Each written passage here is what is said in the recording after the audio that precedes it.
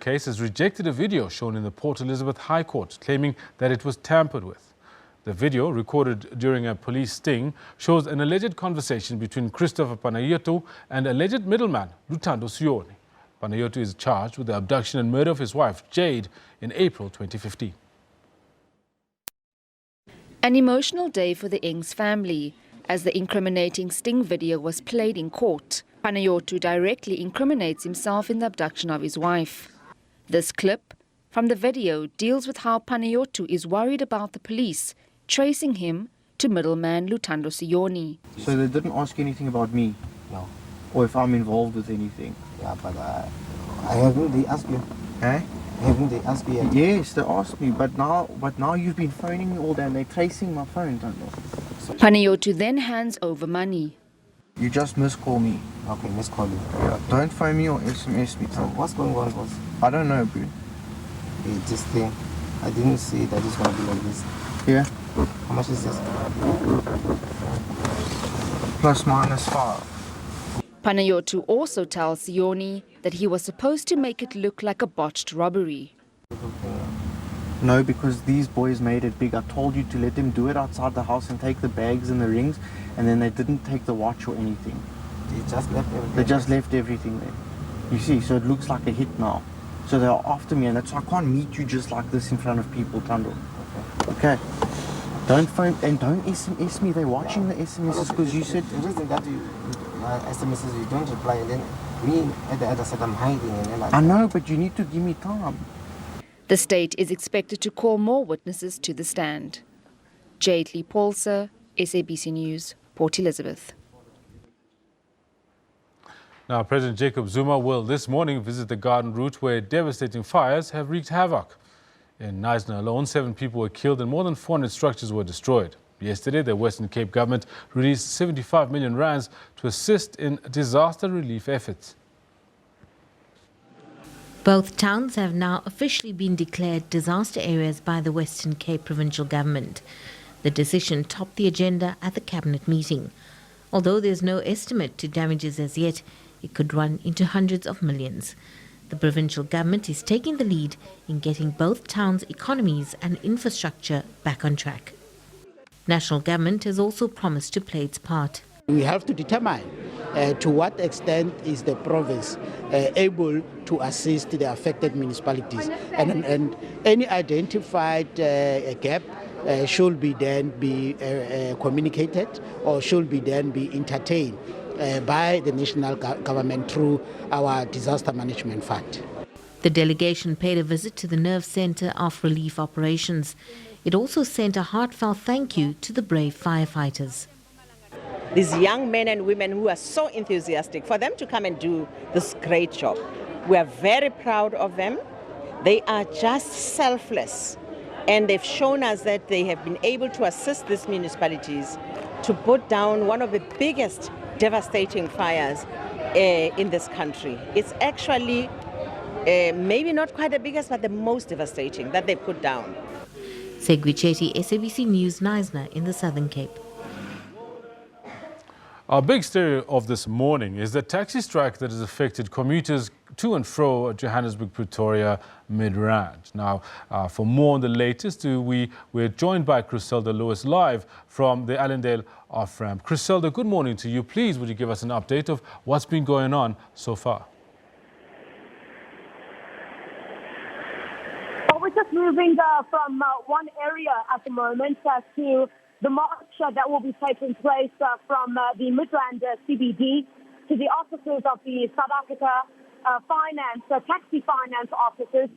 From where I'm standing at the moment, massive delays still here on the M1 as well as Pretoria main road heading towards the Tembisa area. Many people have been standing here for a number of hours now. Many of the commuters that I'm looking at right now have resorted to getting out of their cars. They're just sitting on the side of the road and are not sure when these taxis will be moved. Right in front of me, there are about more than 20 taxis that have just stopped in the middle of the road. The taxi drivers are saying that they're not going to move their taxis until their demands are met. You know, of course, at about 10 o'clock this morning, we will be marching together with those taxi drivers to the offices of South Africa Taxi Finance, where these taxi drivers are saying that they're paying too much when it comes to the repayments on their vehicles, and are saying that 28% interest on their vehicles is too much. They've tried to go into negotiations about this issue, which has failed till this point, and a real frustration, I must say, from many of the commuters here who are saying to us that they cannot understand how the taxi strike now has started to affect them, because for many hours now they've been in these lines here at the moment. But yes, of course, the M1 itself has been reopened following a massive blockade there this morning, and the number of trucks that were hijacked with allegations that taxi drivers had forced the truck drivers out of their vehicles and told them to park them in the middle of the road. All of that has been cleared at the moment. So much of the focus, and where we're expecting quite a large police presence, will be at the march itself from the Midrand CBD to the offices of South Africa Taxi Finance. And police, I think, are focusing much of their attention, but the chaos on the road itself remains at the moment. People are completely switched off their engines and are saying that they won't be able to report for duty today. I think many of the employers will understand as news spreads of the chaos on Johannesburg roads, well, throughout Gauteng, because this strike does affect Gauteng itself. Griselda, my understanding is that this strike is illegal, has not been permitted by the Metro. What are Metro Police doing to clear up this blockade? All right, okay. No, stop. Well, the last communication that we received was that there was permission that was granted for this action to take place. But recall, of course, before this permission is granted for this kind of strike action, then those applying to march would have to indicate, of course, that there won't be any violence associated with this kind of action. And that's certainly not what we've seen as a result of since 4 o'clock this morning, where a majority of those trucks were hijacked, the keys taken, and allegedly these taxi drivers had told the truck drivers to park in the middle of the road. So really, I think Santaco at this point would need to give some explanation as to why the strike, at the end of the day, there was some violence associated with it, allegations as well that some of these truck drivers were pointed with firearms and pelted with stones.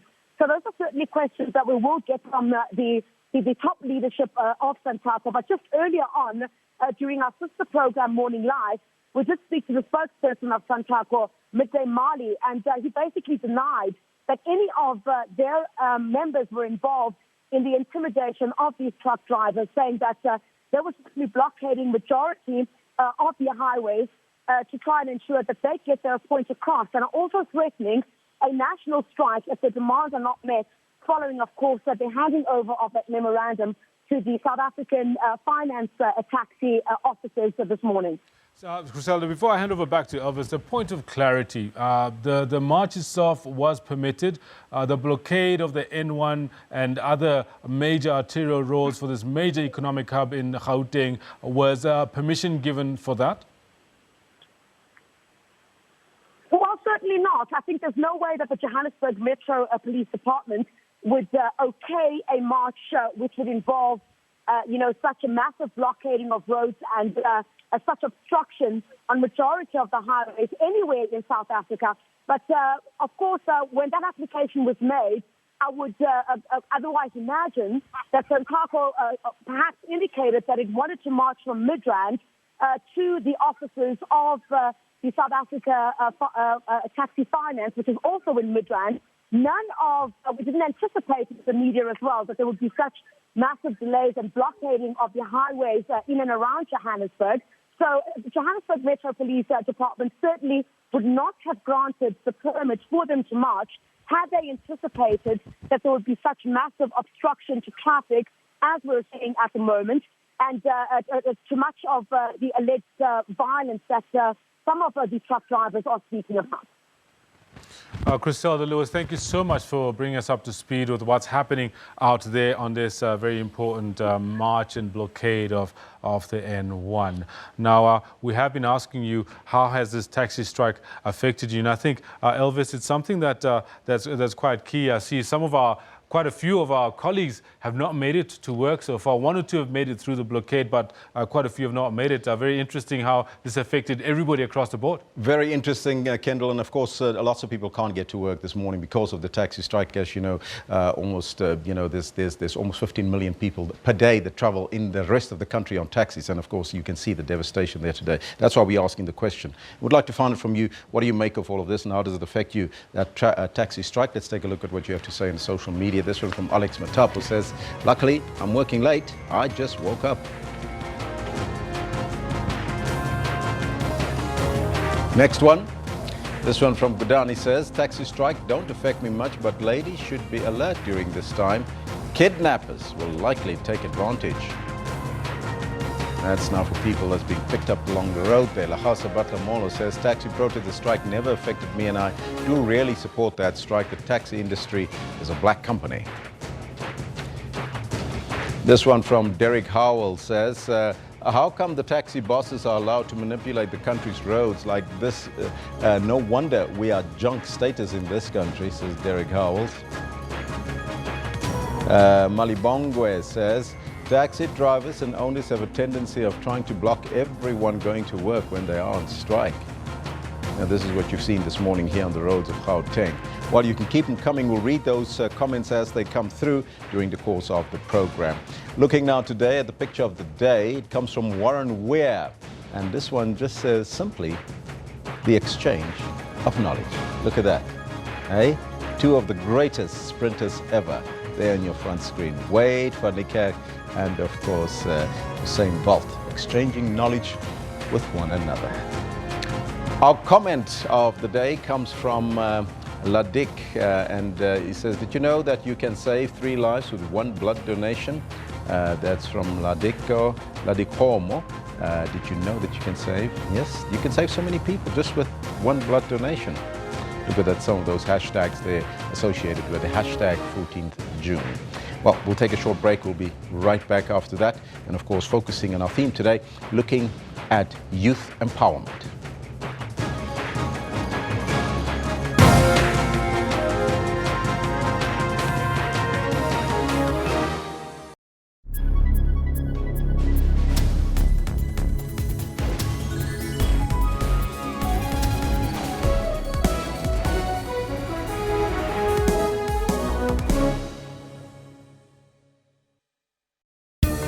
Water-wise, water is an essential need. The scarcity of it could lead to loss of many lives, including livestock, plants, and much more. It requires us to use it sparingly and responsibly in times of need, failing which our taps and sanitation will not function. For more on water and weather issues, stay tuned to News Today, every Friday at 4:45 Central African Time. SABC News, making you water-wise.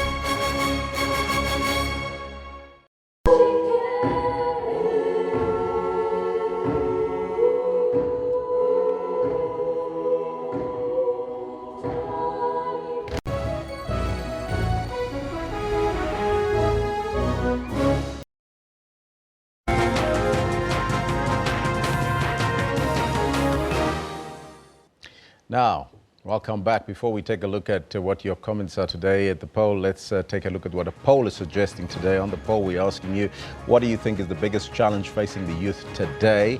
So far, 255 votes in. 76% of our poll is suggesting that unemployment is the biggest inhibitor.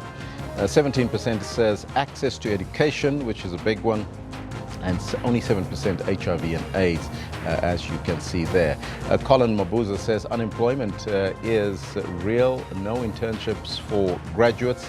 There's nepotism and corruption, says colleague Colin. Siofana says unemployment and HIV AIDS is the biggest thing that our youth are facing with hashtag Youth Day. And Malibongwe says unemployment is not a challenge, but a problem. This one from Godani says the missing issue is the lack of youth development after school. Most youth are just stuck with no options. Hashtag Youth Day. Those are all your comments thus far. This one from Malcolm. In fact, that one from Malcolm just vanished. There it comes back now. Skills to empower youth is more vital, says Malcolm Mapola on the Twitter handle. Keep them coming. We'll read those comments as we continue, as we work towards Youth Day tomorrow, of course. This is on the eve of Youth Day, which is now tomorrow. Our focus today is on the challenges that young people are facing. The future of South Africa's youth looks bleak. More than 20 years into democracy, young people are still languishing in poverty and are plagued by crime, violence, unemployment and lack of education. That's according to research released by the Pan-African research company Afrobarometer last year on how South Africans feel about socio-economic issues in this country. The research shows that almost 2/3 of South Africans believe the country is heading in the wrong direction. From the Pan-African research company Afrobarometer, we have the communications coordinator for Southern and East Africa, SABC Nkomo. A very good morning to you, Mr. Nkomo, and welcome. Morning, Elvis. How are you? Very well, thank you. How has your research came to this point and the conclusion that the future of South Africa's youth looks bleak more than 20 years into our newfound democracy? Okay, well, basically, we conduct national surveys over, the last survey we did was in 2015. And some of this research comes from that. But basically, we go around the country to talk to anybody who's over 18, above 18, so voting age. And then when we look back and we asked one of the, I think in reference especially to your poll this morning, we asked a question about what are the most important problems generally facing South Africans. And unemployment came up there as the top most important thing. But youth are especially affected by this, and issues around education and skills also come up as well. So these are some of the, people have it right that if the education system and the skills are not there and people are unemployed, nothing is going to change. It's actually making things worse for the people who are supposed to take over in the future. So your poll and our poll are suggesting the very same thing, that unemployment is the biggest challenge, because we're asking our viewers whether unemployment, HIV, AIDS and access to education are some of the biggest problems, and that you are suggesting that we spot on. No, it is definitely spot on, and this has been an issue. It's not only in South Africa. So for instance, if we look at the Southern Africa region, youth and basically all the people we've surveyed across the continent talk about the same thing: unemployment, unemployment, unemployment. But when you look at the issues around education, those are also quite big as well, also outside South Africa. Now, how is this current economic situation that we find ourselves in South Africa, from downgrades and the technical recession that we're currently going through, affecting the picture that you are painting? I think it's only going to make things worse, because there are no options for youth. If you think about, if there's no economic growth, you can't really hire anybody extra to take over. Companies are probably thinking, well, they need to actually save the resources that they have. And in the long term, it means that a lot of youth are actually missing out on getting skills. So if you get an internship, for instance, that 6 months or a year that you spend in that internship actually gives you skills that are quite valuable for the rest of your working life. And if you're going to be sitting at home, you're not gaining anything out of it. And you're not actually getting into the economy and contributing. I think that's what most people actually want to do. They want to contribute. Mm-hmm. Now, taking leave from the youth of 1976, what can the present generation of youth do to take the initiative into their own hands to make sure that they can take the country forward? Part of what we found with our research is that actually youth engagement is not as high as it should be. It's actually been declining over time, and we're finding that young women are actually less engaged than across the board, whether it's elections or actually attending church groups or community meetings. So it starts there. Youth actually have to get out and get involved in what's happening in the community and what do we need where we live. What can we do? If we see that the streets are dirty, are we going to actually try and do something about it? Because you have to be part of where you live, and also you need to be kept busy as well. And also, I think also things, you have the Fordless movement at universities, but from our research, we've actually found that that's a minority of youth. A lot of youth are actually more focused on issues about survival. And what are youth coming together to actually try and find solutions around those things and to put pressure on the state and politicians to come up with solutions. Now, after identifying the challenges, somebody earlier said it's not really challenges, youth unemployment is a real problem. What is Afrobarometer's recommendations in addressing youth unemployment, crime and education? It's a very comprehensive, you need a very comprehensive solution. I think South Africa doesn't lack for policies. It's time for implementation. I mean, this is from a personal point of view of mine, not necessarily Afrobarometers, but I think it's really time to implement the solutions. We know what the solutions are, but also solutions won't be implemented if there's no pressure from the people who are affected. The way forward, and is there perhaps a light at the end of the tunnel for the youth in South Africa? I think there is. When you look at figures about support for democracy and people wanting to engage and willing to say what they think, I think that's a good sign. It's now taking that energy and driving it in a different manner. Because if you don't get legislation passed, that's going to make things easier for youth to get skills and so on, or funding and all these other things. It's actually political engagement that really needs to ramp up, but also knowing where, if there's a problem at a national, provincial, or even a local level, how do I find a solution and where do I go to actually push that solution? Mr. Nkomo, thank you so much for your time. That Thank you very much, Elvis. Was the communications coordinator for Southern and East Africa, Sibusiso Nkomo of the research company Afrobarometer, giving us their take on it. And as you could hear from that conversation, the poll that we're running this morning is exactly spot on what they've identified. Youth unemployment is the greatest challenge that we face in this country and as well as on the continent.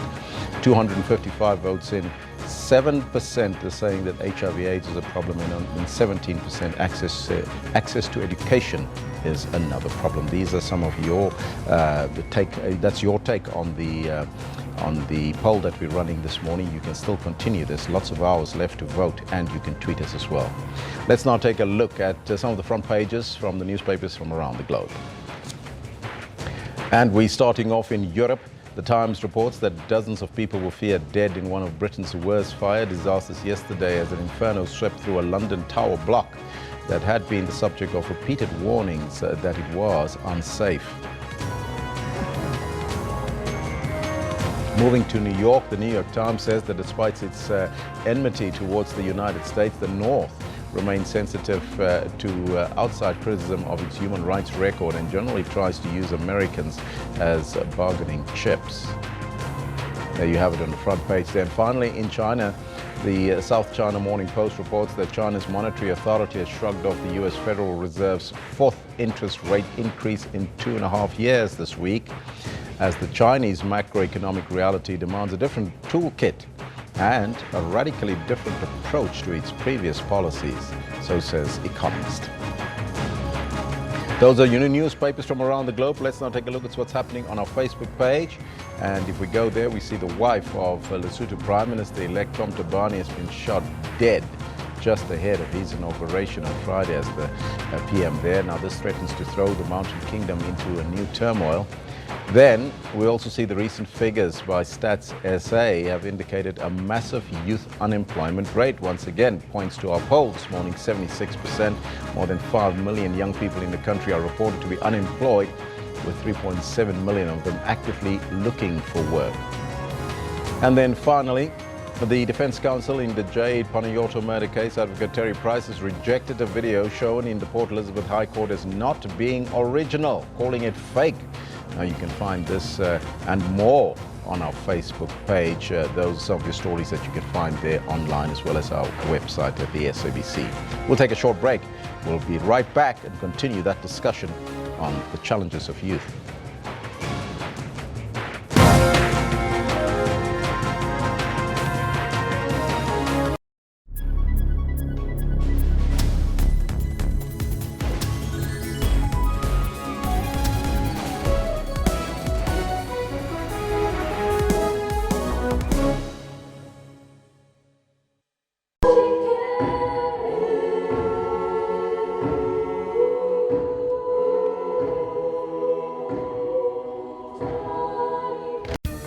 Water-wise, water is an essential need. The scarcity of it could lead to loss of many lives, including livestock, plants, and much more. It requires us to use it sparingly and responsibly in times of need, failing which our taps and sanitation will not function. For more on water and weather issues, stay tuned to News Today, every Friday at 4:45 Central African Time. SABC News, making you water-wise.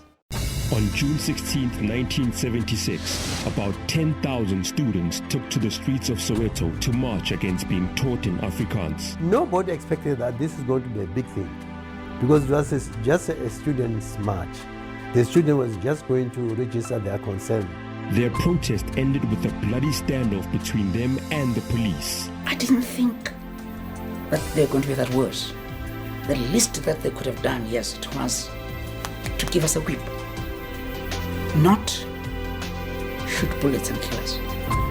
On June 16, join us on the SABC News channel, as well as your favorite SABC radio station, as we journey through Orlando West and celebrate the heroes of 1976. This June, SABC News celebrates our youth.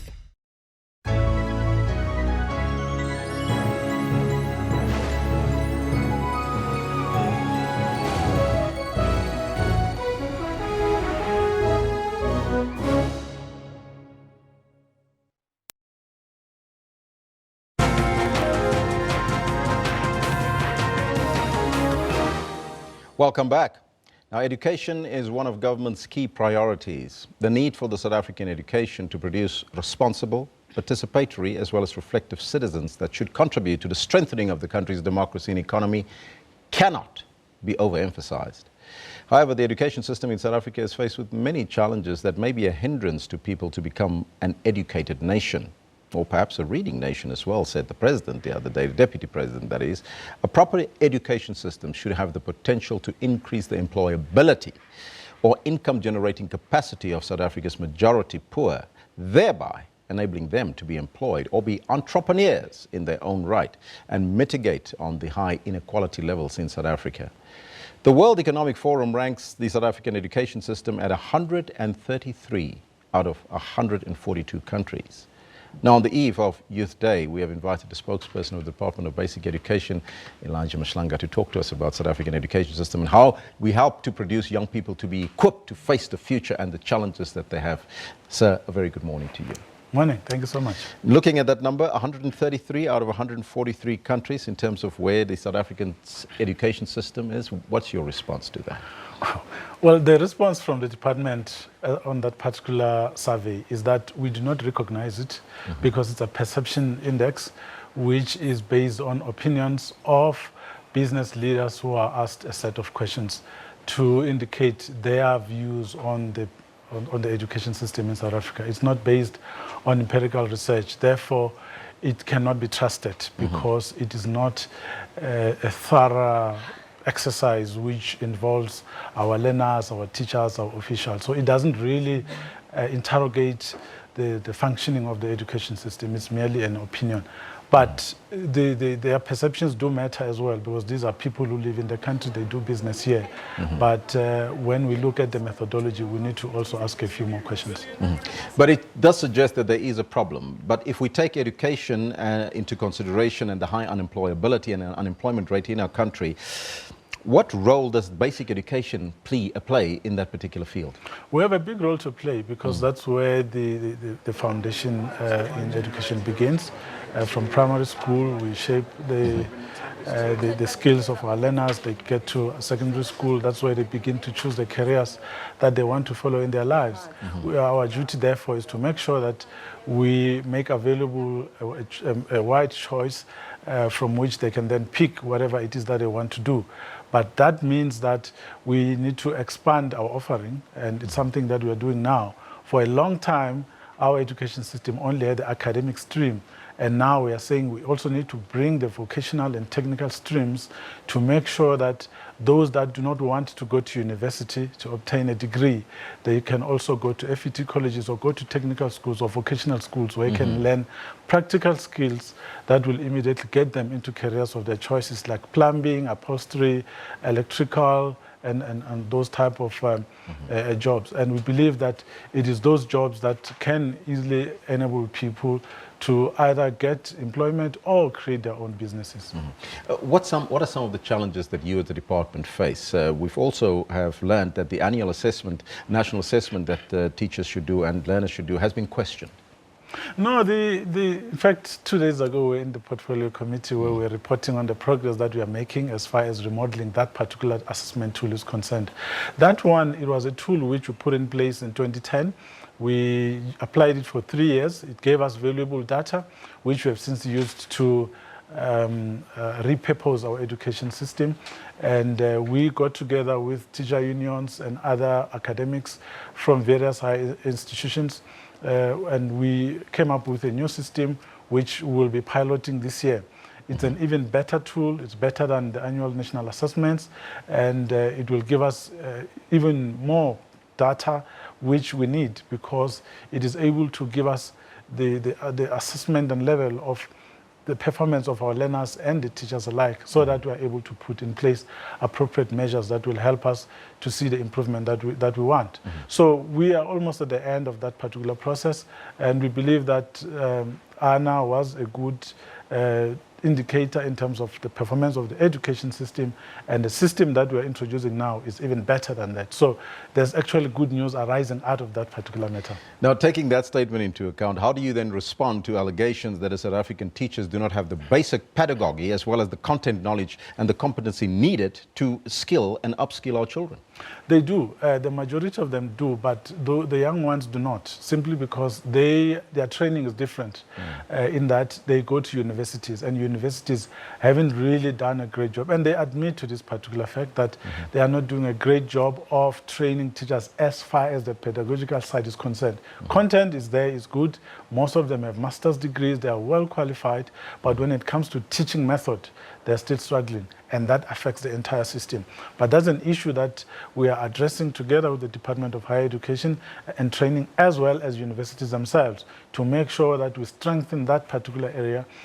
But we also get assistance from teacher unions who also have their own institutes where they further train their teachers, and we fund that as a department. So teacher training is a big component in the system that we need to pay attention to, and we continue to do that.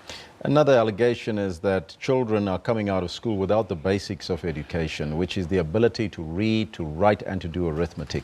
What is your response to that, and how does that link to the preparedness of our learners, not just for higher education, but for the workplace out there? Because that's what we touched on earlier when we talk about that dovetailing between the three spheres.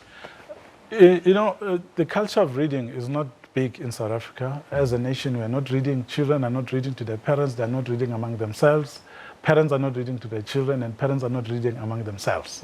So the lack of reading generally affects what happens to our children as well.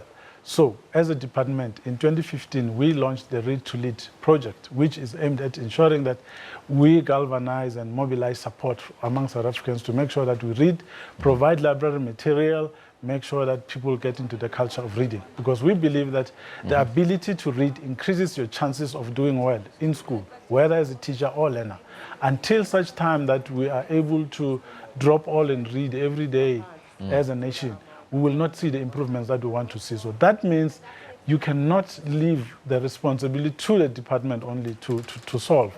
you need to also play your role at home. Make sure that you read. We have created workbooks which learners take home to read with their parents. Whether parents are reading, that's another matter, but we want them to begin to do that. So it's not something that can only be blamed at the door or can only be left at the door of the department. We all need to take responsibility as a nation and begin to read as much as we can, because that will help our children as well.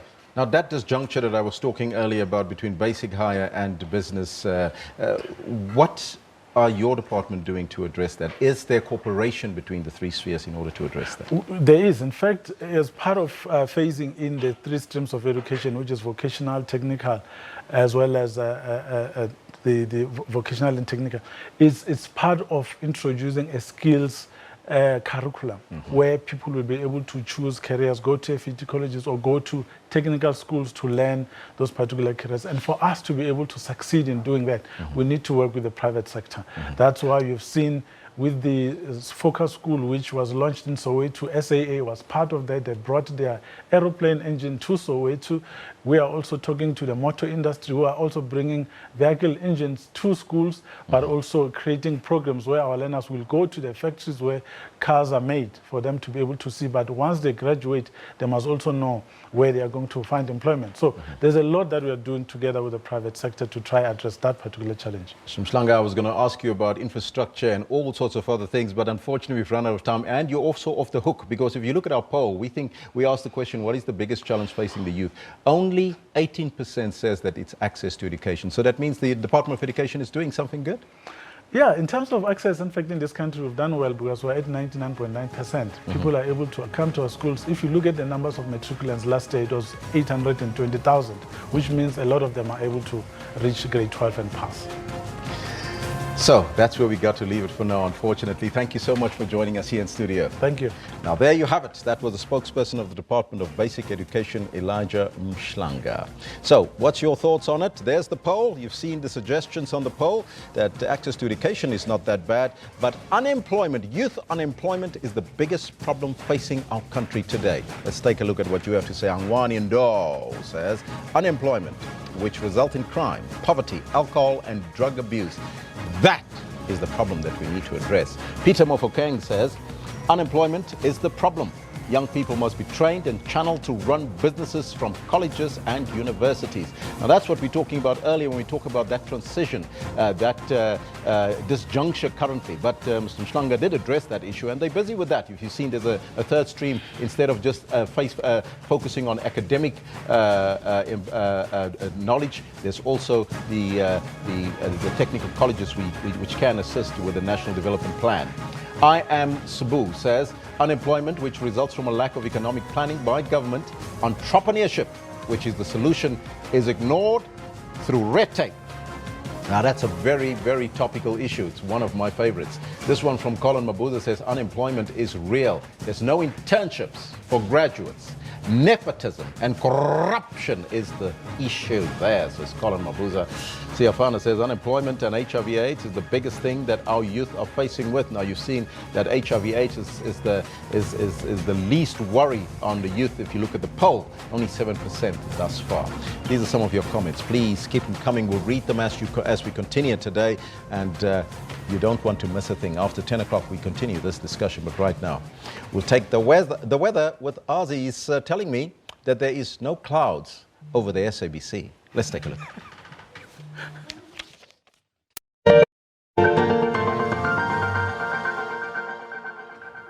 Thanks very much and warm welcome. And as you have observed, it is clear in Gauteng and over the SABC. On our satellite image, we're only seeing some few clouds situated over the far southern parts of South Africa. We are expecting a development over Western Cape due to a cold front that's already sitting over the interior of Eastern Cape for today. So we'll see about 30% chance of showers over the Western Cape and partly cloudy skies over most parts of the province and along the coastal regions going to KwaZulu-Natal. Some parts of Lesotho will be partly cloudy as well. That cold front sitting over the interior of Eastern Cape, clear over most parts of SADC, going to the southern hemisphere of Africa. Along the coastal regions of Madagascar, 30% chance of showers can be expected, and over the interior only seeing some rainfall over the interior of DRC.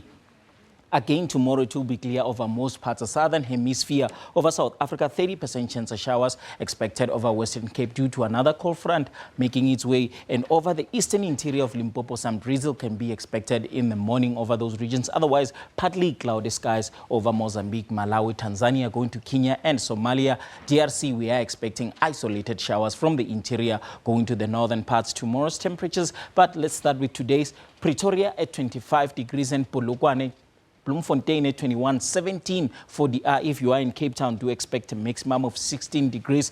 Going to Uppington, 22 and 18 in Springbok. City of Durban sitting at a maximum of 26 degrees. Moving towards the interior Zimbabwe, we're still expecting few clouds or mostly over the eastern parts, but over the interior it will be sunny with Bulawayo at 25 degrees. Nampula sitting at 31, very isolated showers can be expected. Beira at 27. Going to the southern parts, we're seeing Maputo at 29 degrees and sunny skies expected in Botswana. Victoria Falls at 28 degrees and Maung, Windhoek at 24, Walvis Bay will be sitting at 21 degrees. Over Madagascar, very isolated showers over the eastern parts. Victoria 29, Moroni at 31 degrees. Port Louis covered with 30% chance of showers. We are expecting rainfall over the northern parts of DRC. Otherwise, partly cloudy skies from the interior. Kigali at 28 degrees and 25 for Kampala. Bangui sitting at a maximum of 31 degrees. Libreville at 26. If you are in Mombasa, do expect partly cloudy skies with a maximum of 29. Nigeria, we are expecting 32, 60% chance of showers as you move towards the coastal regions. Over Niger, isolated over the interior, going to Algeria and Morocco for today. Similar conditions can be expected for tomorrow. Over Central Republic, we are expecting up to 60% chance of showers and going to 80 as you move along the borders, going to DRC. Only partly cloudy skies can be seen over some parts of Libya. Niger, again, Algeria and Morocco isolated. Over Ghana, 30% chance of showers, but going to 60 as you move along the coastal regions. Cairo at 36 and 38 will be your maximum in Riyadh. That is all from the weather desk. Ndawiyando.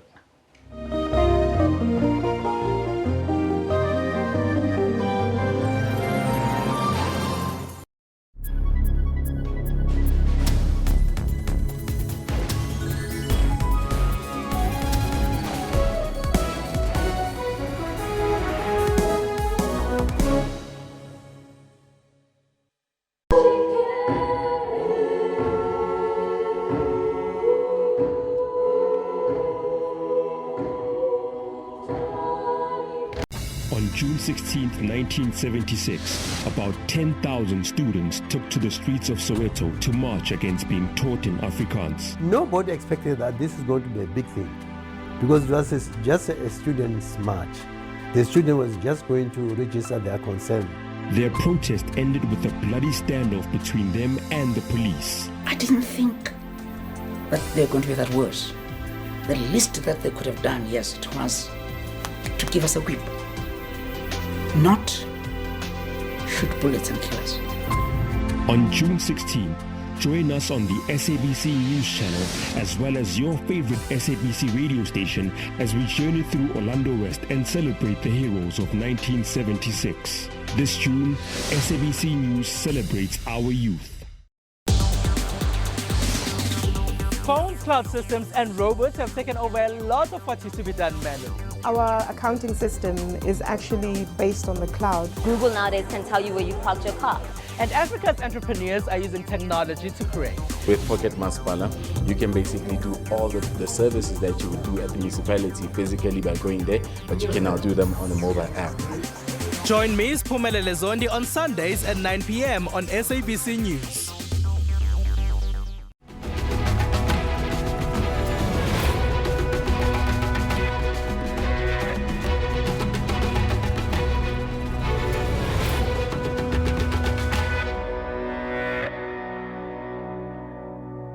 Water and sanitation underpin health, education, and livelihoods, yet hundreds of millions of people live without these basic human rights. In many countries around the world, taps, wells, and pipes simply don't exist, and even where they do, they are often not affordable to poor communities. Over 650 million people don't have access to safe drinking water.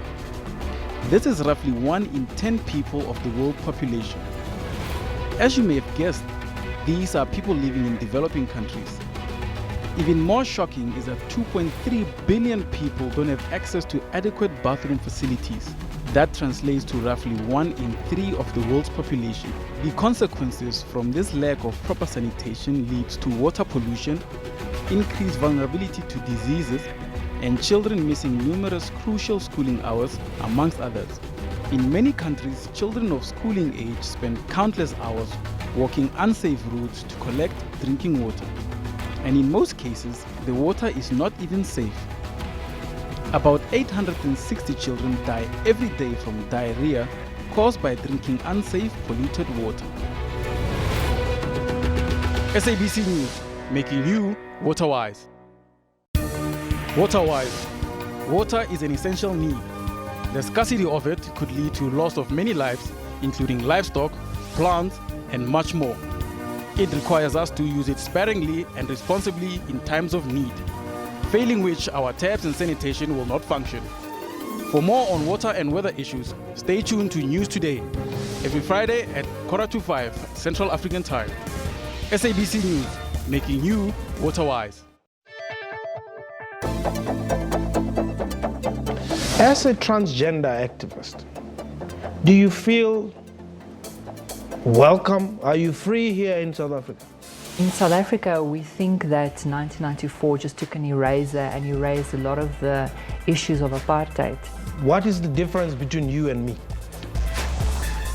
You know, a person can easily say we're all human, but we need to embrace our differences. The fact that it is called a gay club, why are other clubs not called other things? It's a safety thing, you know. By virtue of actually speaking about this incident, brings about the question of why do you even need a club that needs to be called a gay club? I cannot walk into a club with my lover, my male lover. I cannot walk into Taboo, a South African club, and just hold my lover and we kiss, and then people think it's okay. They do that? Well, we do, but then there have been instances of actually people, bouncers walking in and actually telling you to stop or get out of the club. Do you think it was a mistake that you were born a boy? I've come to, not to peace with my body, but I've accepted myself where I am completely. Somebody may say you are lying, because if you have accepted yourself completely as you are, you would be the boy that your mom gave birth to. I can self-actualize. I can become what I want to be at the end of the day.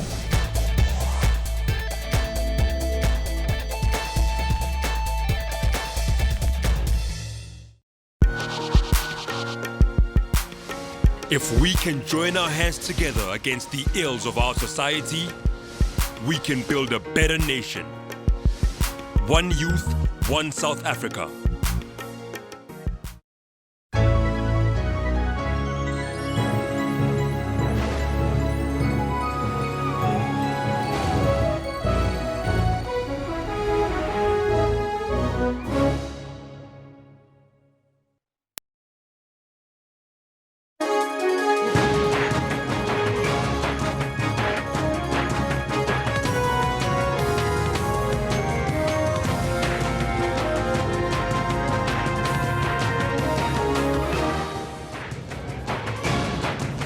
A very good morning and a warm welcome to the second hour here on the Newsroom. I'm Elvis Presland, Jumbo Africa. Now today the focus is on striking taxi drivers that are blockading Gauteng's main highways here in Johannesburg. And that's why we're asking you the question on your screen right now. How has the taxi strike affected you? Did you get to work this morning? Did you get to school if you were at university or perhaps in school? Was there a problem leaving your house this morning to get to work? So let's take a look at what you have to say. This one coming from Michael Big M Satole says, the taxi strike, it has caused a major traffic jam on the freeway. That's 11 minutes ago, so people still stuck in traffic. And poor Natalie says, how is it that the whole city stops operations due to unnecessary strikes? The taxi strikes cause instability. Government is weak. This one from Cabello says, Mobopane Highway in Roslyn blocked. I can't drive to work this morning. Well, there you have it. That's the exact consequence of the taxi strike this morning. Now, those are some of your comments. You can keep them coming and we'll read them as we continue, but we're also conducting a poll. We focus on access to education this morning, high unemployment levels, as well as the high rate of HIV/AIDS among the challenges that are facing the youth. And we're asking you, what do you think are some of the biggest challenges facing the youth? We're asking unemployment, HIV/AIDS, access to education. 75% now, that's the number. It's a big number. 75% says unemployment is the problem. We call it challenges this morning. Somebody pointed out it's not a challenge, it's a problem. HIV/AIDS, 8% only, 17% access to education. That is what you are telling us. 316 votes in rather. 22 hours left to vote. So some very interesting comments also coming through there, Kendall, on our poll. 100%. Interesting that of the 316 votes, so many are saying yes, it's definitely unemployment. Horang's Best Kick says unemployment is a problem, definitely. At some point, government cannot be blamed. An initiative from youth needs to happen. Well, this one from Adventure of Tsidi says unemployment. No doubt that is the problem that we do have. And Tatin Kunutu says unemployment, expensive education, lack of funding for their small businesses. Those are some of your comments. Please keep them coming. But we also have a very important sports question this morning. It's a very exciting one, Kendall. Yeah, and it's something we've all been looking forward to for some time. But before we get too far into it, have a look at this.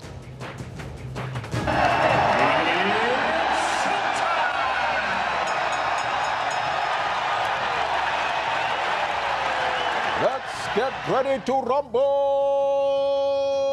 It's going to be a big one. You've always wanted to do that, haven't you? Sounds good, Elvis. You know what? If you're not a newsreader, you can definitely become a ring announcer. Floyd Money Mayweather up against Conor McGregor. Both of them motor mouths. Both of them got lots to say about how good they are, about how beautiful they are, how much money they make, how strong they are. Well, they're going to be fighting each other.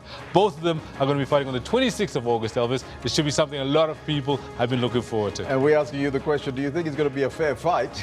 Yes, and Warang's Best Kick, he says kudos to McGregor fighting Mayweather in his discipline. The verbals jousting might be more interesting than the fight. There's one from Pretoria, Kopiti, says, I follow MMA. McGregor, oh, MMA, sorry. McGregor will destroy Floyd. He is amazing. Lechasa comes in with Mayweather versus McGregor. I so hope the fight is going to be fair. Yeah, it should be interesting. Yeah, no. Let's hope it's going to be a fair fight. I tell you, I look forward to that one. It's going to be interesting to watch.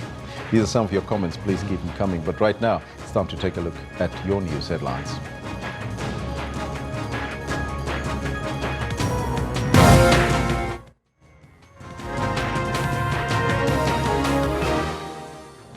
Striking taxi drivers are blockading Gauteng's main highways as key intersections causing gridlock in morning peak hour traffic around Johannesburg and Tshwane metros.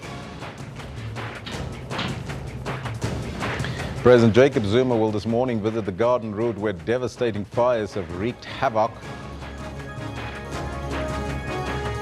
And the SADC facilitator for Lesotho, Deputy President Cyril Ramaphosa, has appealed for calm after the assassination of the incoming Prime Minister's estranged wife. Those are all your headlines. Before we get there, let's find out from Kendall what's happening in the sports. He'll also take us through the news. A very good morning, Kendall. No, very good morning, Elvis. Thanks very much. A very interesting start to the day, showing the McGregor-Mayweather fight card. Yes, unbelievable stuff, eh? I wonder who's actually going to be on the undercard for this one. Who's going to be $100 million, I believe, eh? Yeah, it's a lot for the money. winner. Yeah, I'd do it as well. For $100 million, I'd do it. You know, 10 seconds, it will last me. Good morning to you. This is what we've got for you in the sports today. It's given it away. Lippins with a real opportunity to tap over second. They take full advantage. He's got a brace before half-time. The PSL promotion relegation playoff is going to the wire as Black Leopards beat Stellenbosch FC by 3-1. What an emphatic way to do it. Pakistan have crushed England here in Cardiff and have put their place in the final. England are out. Brilliant Pakistan destroy a ragged England to storm into a rematch with India in the final of the ICC Champions Trophy. And the long-awaited and much-hyped crossover fight between Floyd and Mayweather and UFC champion Conor McGregor is finally on as the two agree to terms.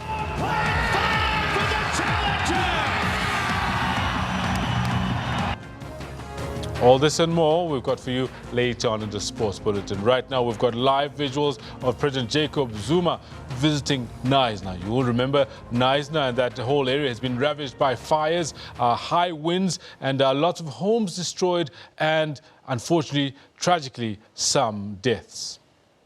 We're looking at live pictures right now of Jacob Zuma at that site.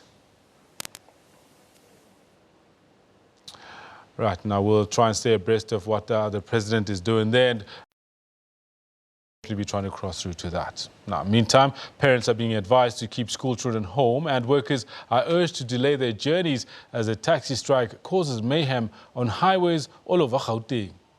More than 10 taxis have been impounded for blocking the N1 highway between Johannesburg and Tshwane as traffic officers try to clear it. Some commuters, especially in Pretoria, have been forced out of buses. Gunshots were fired in the area where the N1 passes near the Mall of Africa, north of Johannesburg. Taxi operators are protesting over financing of their vehicles as well as other issues. The N1 highway northbound between Johannesburg and Pretoria has now been opened up to traffic. It was closed earlier at Allendale, New Road, Olifantsfontein and the R101 exits. However, the N1 highway southbound is still closed to traffic.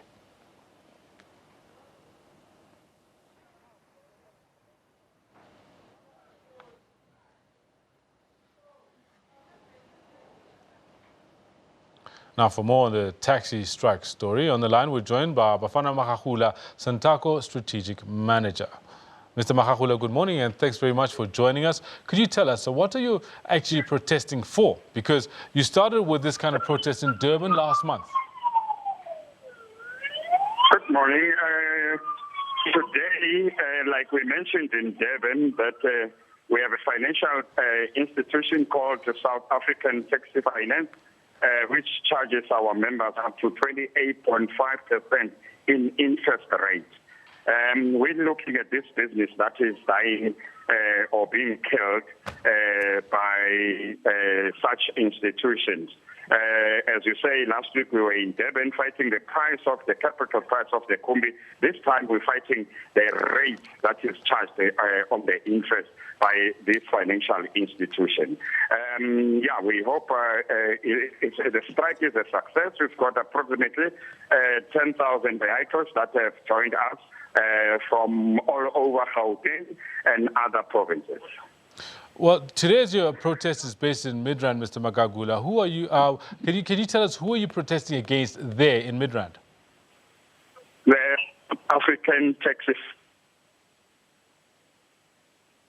Mr. Makgakula? Taxi Finance, yes. Mr. Makgakula, sorry, we lost you on the line there. You said the African Taxi what? Finance. All right, no, okay, cool. So, no, you say the minibuses... You say the minibuses are expensive. Please, can you give us a little more detail on what you mean by the minibuses are expensive to purchase?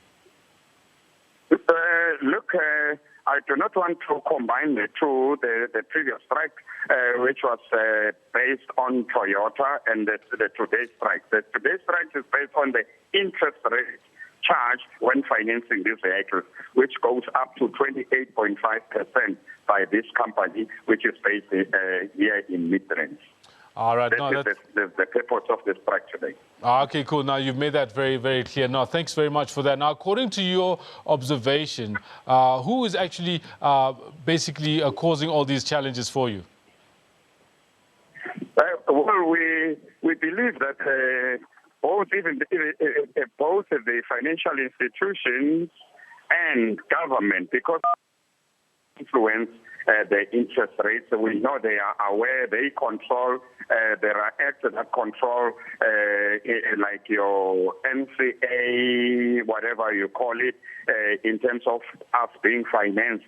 The government can finance, can influence that we be charged a lesser rate than we are being charged, 28%. It is definitely ridiculous. Make an example, Kumbi, that is 421,000 rand. This is really what I'm telling you. When you pay through this institution, you pay up to a maximum of 1,051,000 rand. It is ridiculous. That is definitely noted, and we certainly hope that you gain resolution with regards to that point. Can you tell us what are you doing on the ground with the taxi operators who have allegedly hijacked trucks to blockade the highways?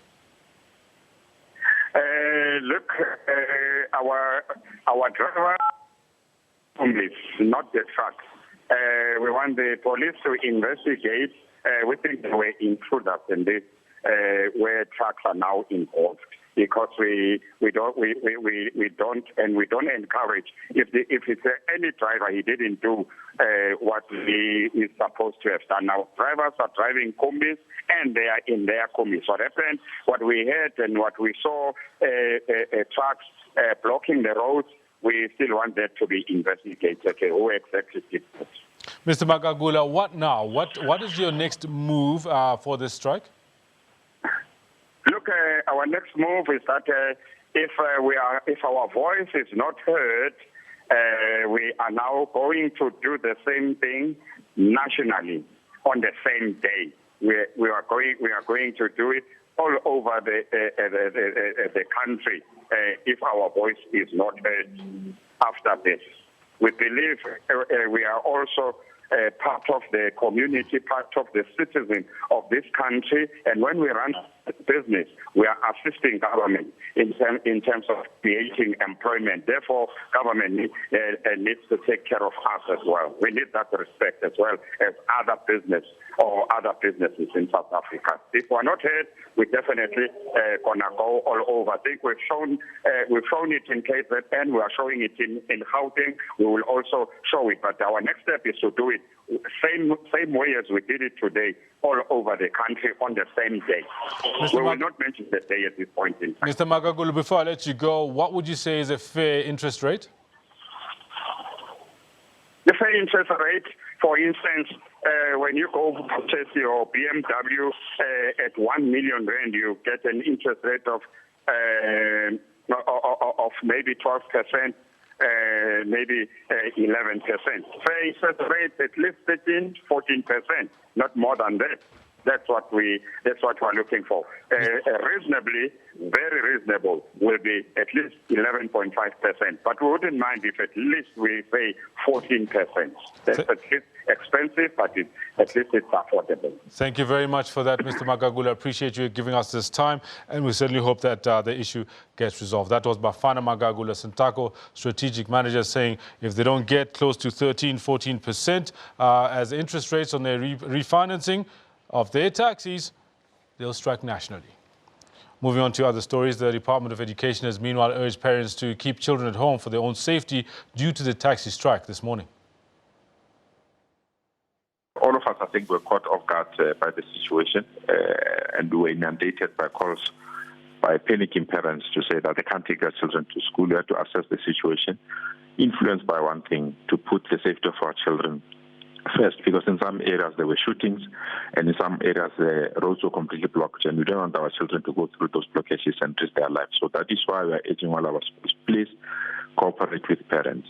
Ensure where parents cannot bring their children, please understand and don't force those particular parents to bring their children to school under this difficult circumstance that we find ourselves in our province. And therefore, we're urging all schools not to punish learners that are not there. Where it's possible to reschedule the exam, please do so. But those that were not at school today, no single learner will be disadvantaged purely because they were not at school. We'll communicate to school principals and SGBs on how to manage this particular situation. It's an abnormal situation. It's not a situation that we anticipated, and therefore there is a need for us to be cautious, but at all times put the interest of our learners first.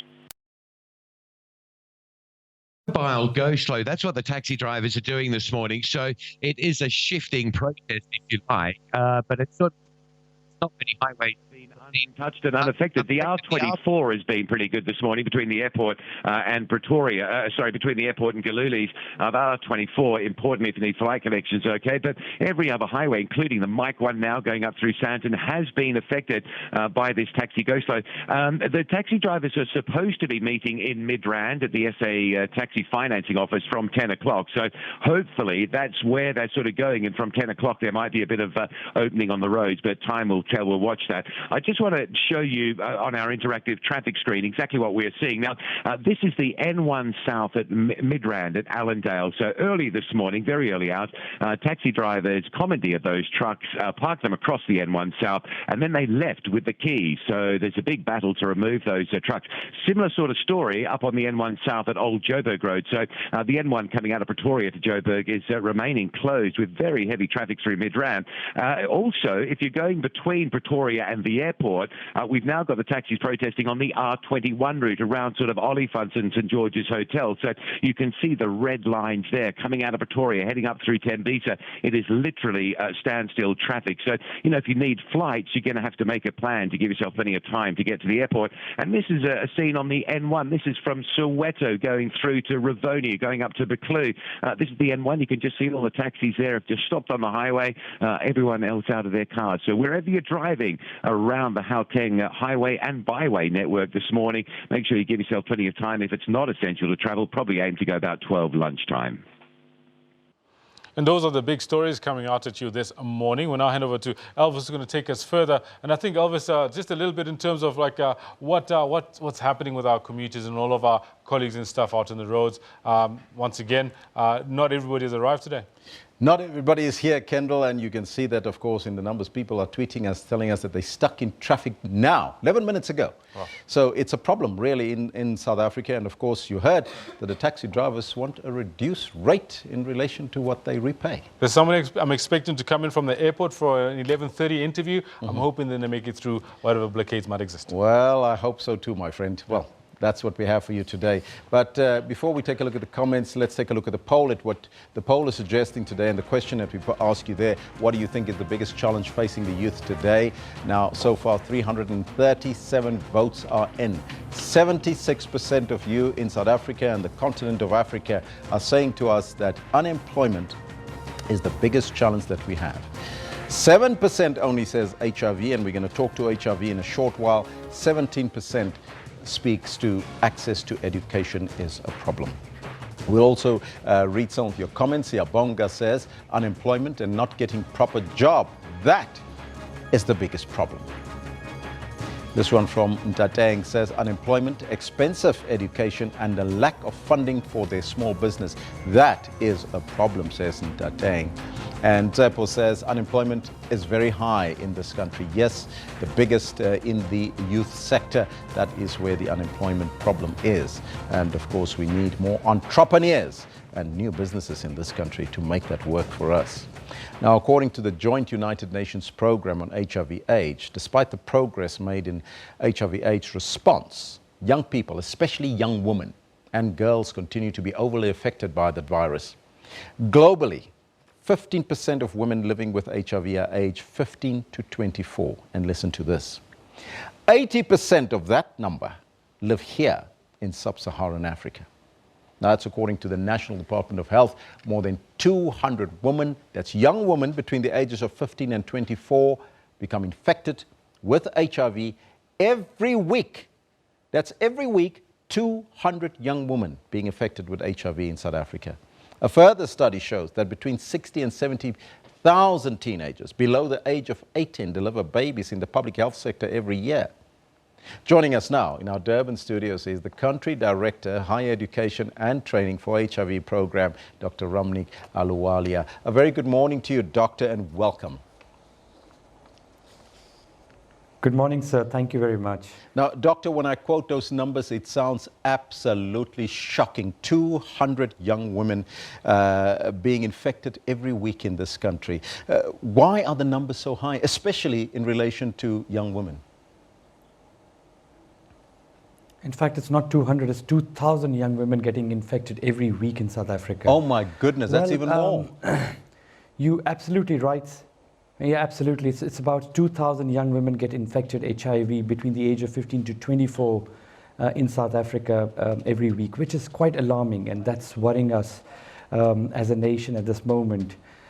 You're right. You know, as your SABC polls have been showing, I think when we did the entire youth conference we just finished on this last weekend, the three things that came out quite appropriately and that affects the HIV/AIDS epidemic in the youth sector was the 3 E's, the education, employment, and empowerment.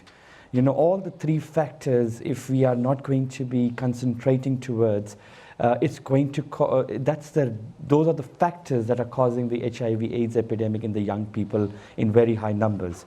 Now, the clear indication has come out with the fact that the blessers and the blessee phenomena, you know, the transactional sex that's happening around, you know, the issues of the inequalities that exist in our society, you know, and specifically when you go to universities, TVETs and schools, you know, a small lure of few things can cause these children to be attracted towards these older men who prey on these young women and transmit the virus. And these old men or middle-aged men are not only HIV positive, but they're also sleeping with many other young women.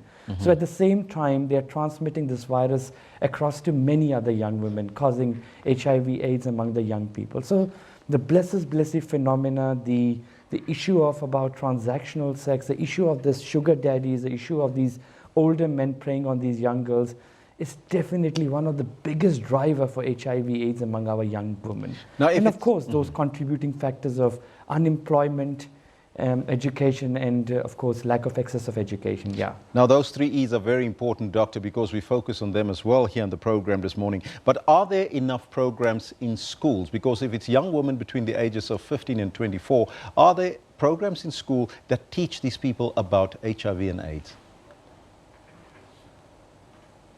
Well, in fact, yesterday itself, there is a new policy that the Department of Basic Education has just passed on, in South Africa, which probably is going to now concentrate towards strong issues of bringing condoms in schools, issues of peer education, issues of ensuring that the children in high school have the access to education regarding the HIV/AIDS epidemic.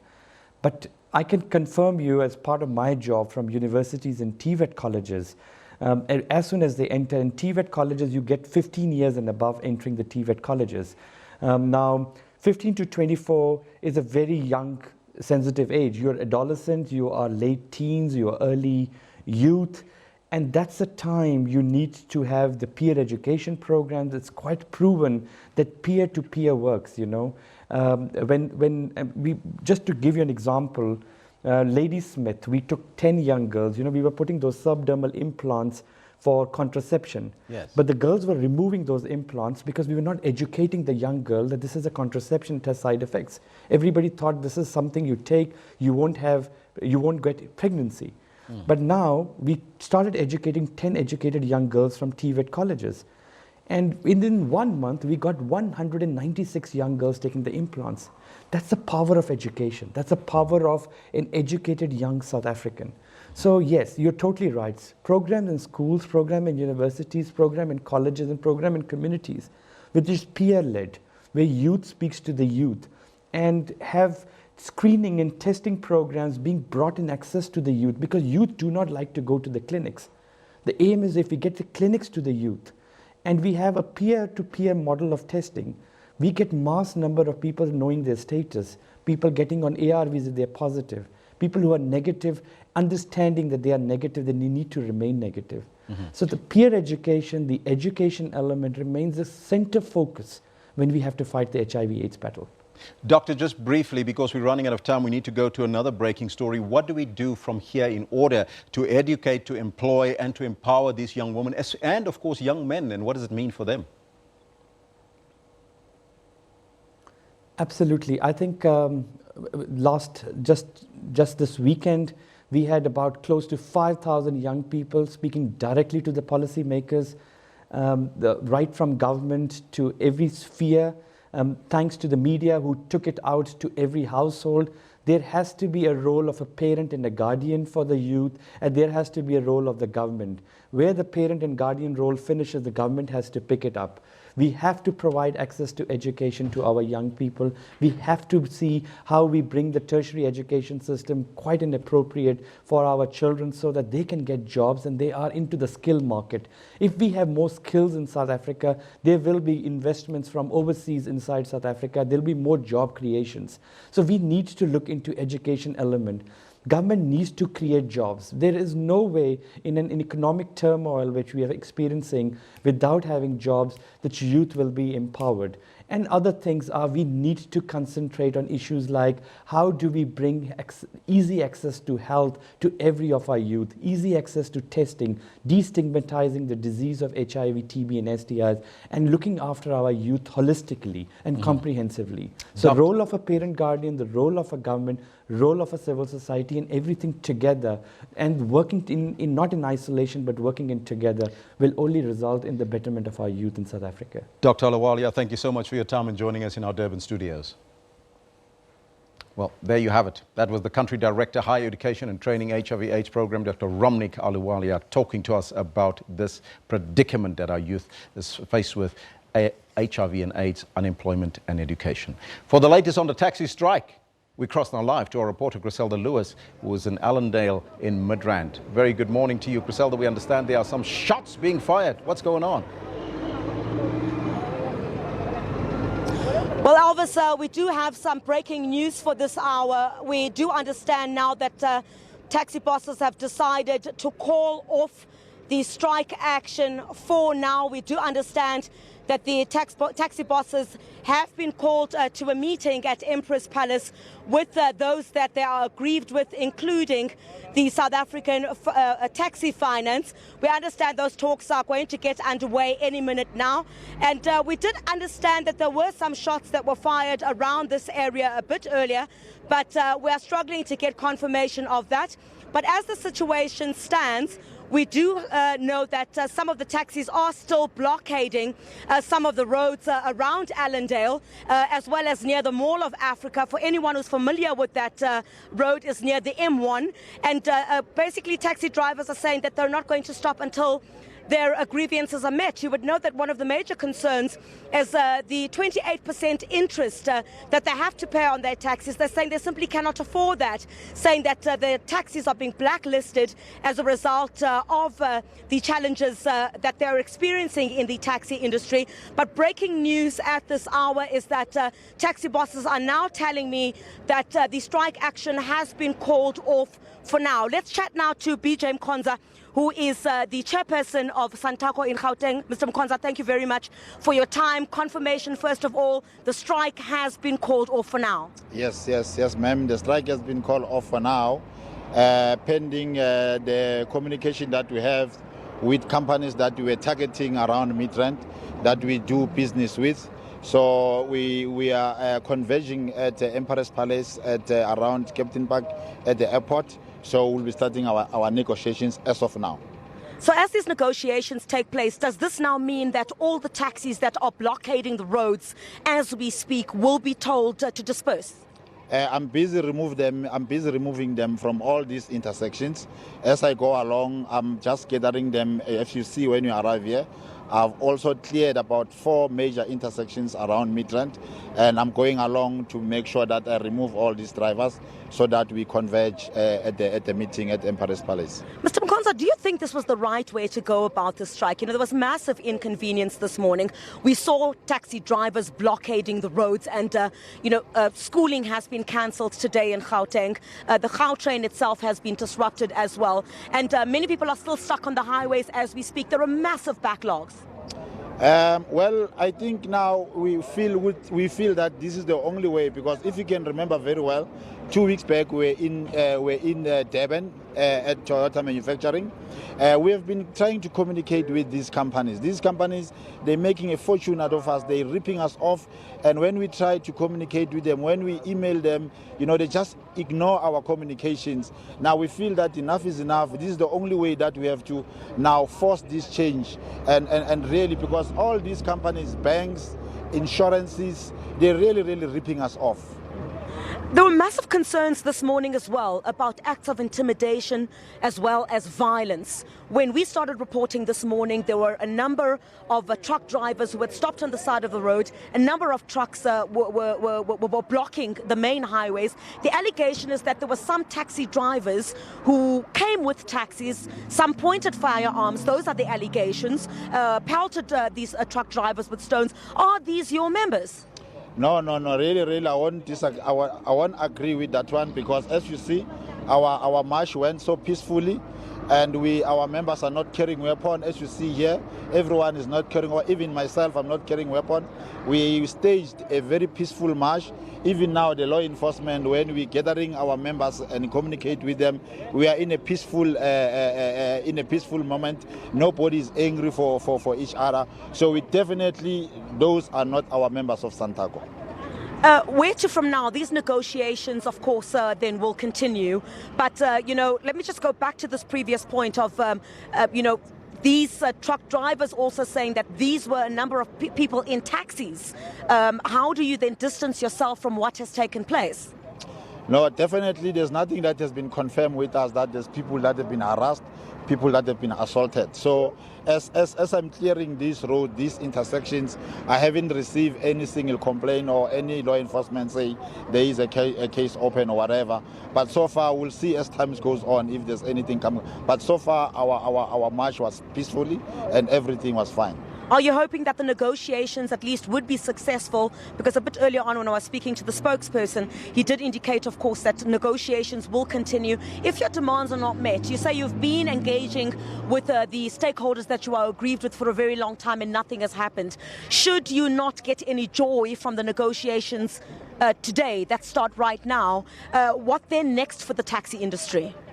I think the taxi industry has been faced with a lot of challenges. We've been faced with a lot of challenges, as I've said earlier on, all these value chains that does business with us, they don't respect us. But if we don't reach our satisfactory results, definitely we'll have to try other means to really put them at the corner, because I think enough is enough for our members. They've been ripped off.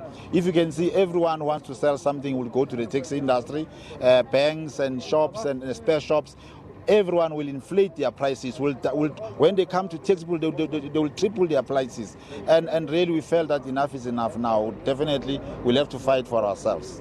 And if the negotiations themselves do not yield the results that you want, would you look at the possibility perhaps of going on a national strike? Because the grievances that you've been mentioning are things that have been escalating for a while. I think we've got more alternatives. If this one doesn't work, we'll put more pressure on other alternatives that I won't be able to divulge now, but we've got very serious alternatives that we'll embark on that will force them to change. All right, thank you very much there for your time, certainly, sir. The chairperson of Santaco in Gauteng bringing us breaking news. They're telling us that the taxi strike has been called off for now.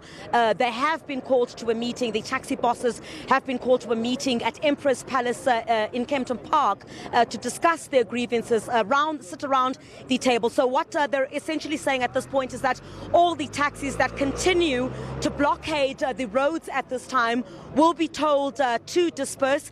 Just before we arrived here, we also saw that there were some negotiations that were taking place with the police, have managed to reach a consensus as well. The traffic is also flowing quite smoothly from here where I am. Let me just show you. This was not the scene that we saw this morning. If we could ask Mangoba and Ngosi to come this way, you'll see at least the traffic is flowing a bit now. This certainly wasn't the scene here this morning, and certainly it seems like the communication regarding the fact that the strike has now been called off for this time is they're starting to disseminate that information, and perhaps in the next hour or two we will see the roads starting to clear as many people have been unable to get to work. You know, of course, that the Gauteng Education Department has also decided to scrap the school day, and certainly the ramifications thereof have been very impactful when it comes to the motorists themselves. But breaking news for now, first on SABC News, that the strike has been called as these taxi bosses go to this meeting with the stakeholders that they are aggrieved with, including the South African finance, the South African taxi finance, whom they say they feel that they've been ripped off and that the interest that they're paying on their vehicles is a bit too much. So just here, some of the leadership you can see of the taxi associations also meeting here. They will try and get that information out now to the taxi drivers who are still blocking the roads at this hour.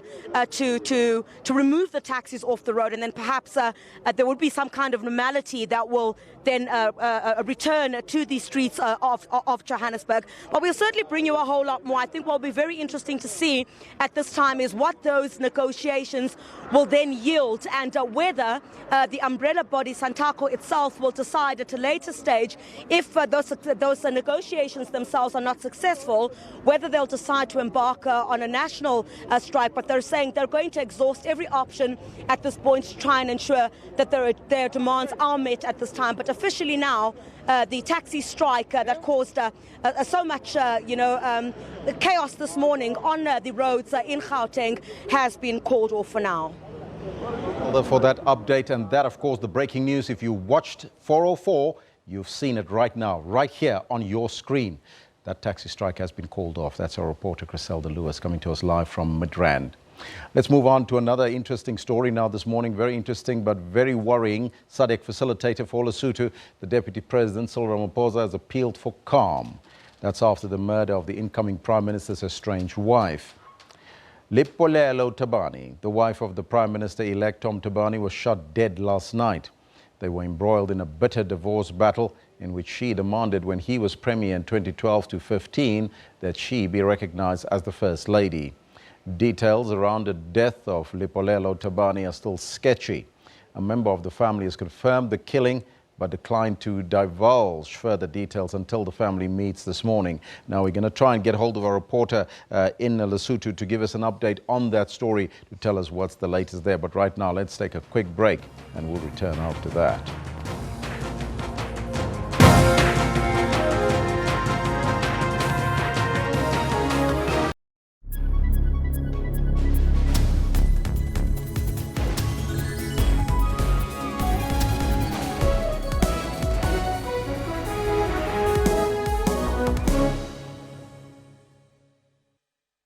On June 16, 1976, about 10,000 students took to the streets of Soweto to march against being taught in Afrikaans. Nobody expected that this is going to be a big thing, because it was just a students' march.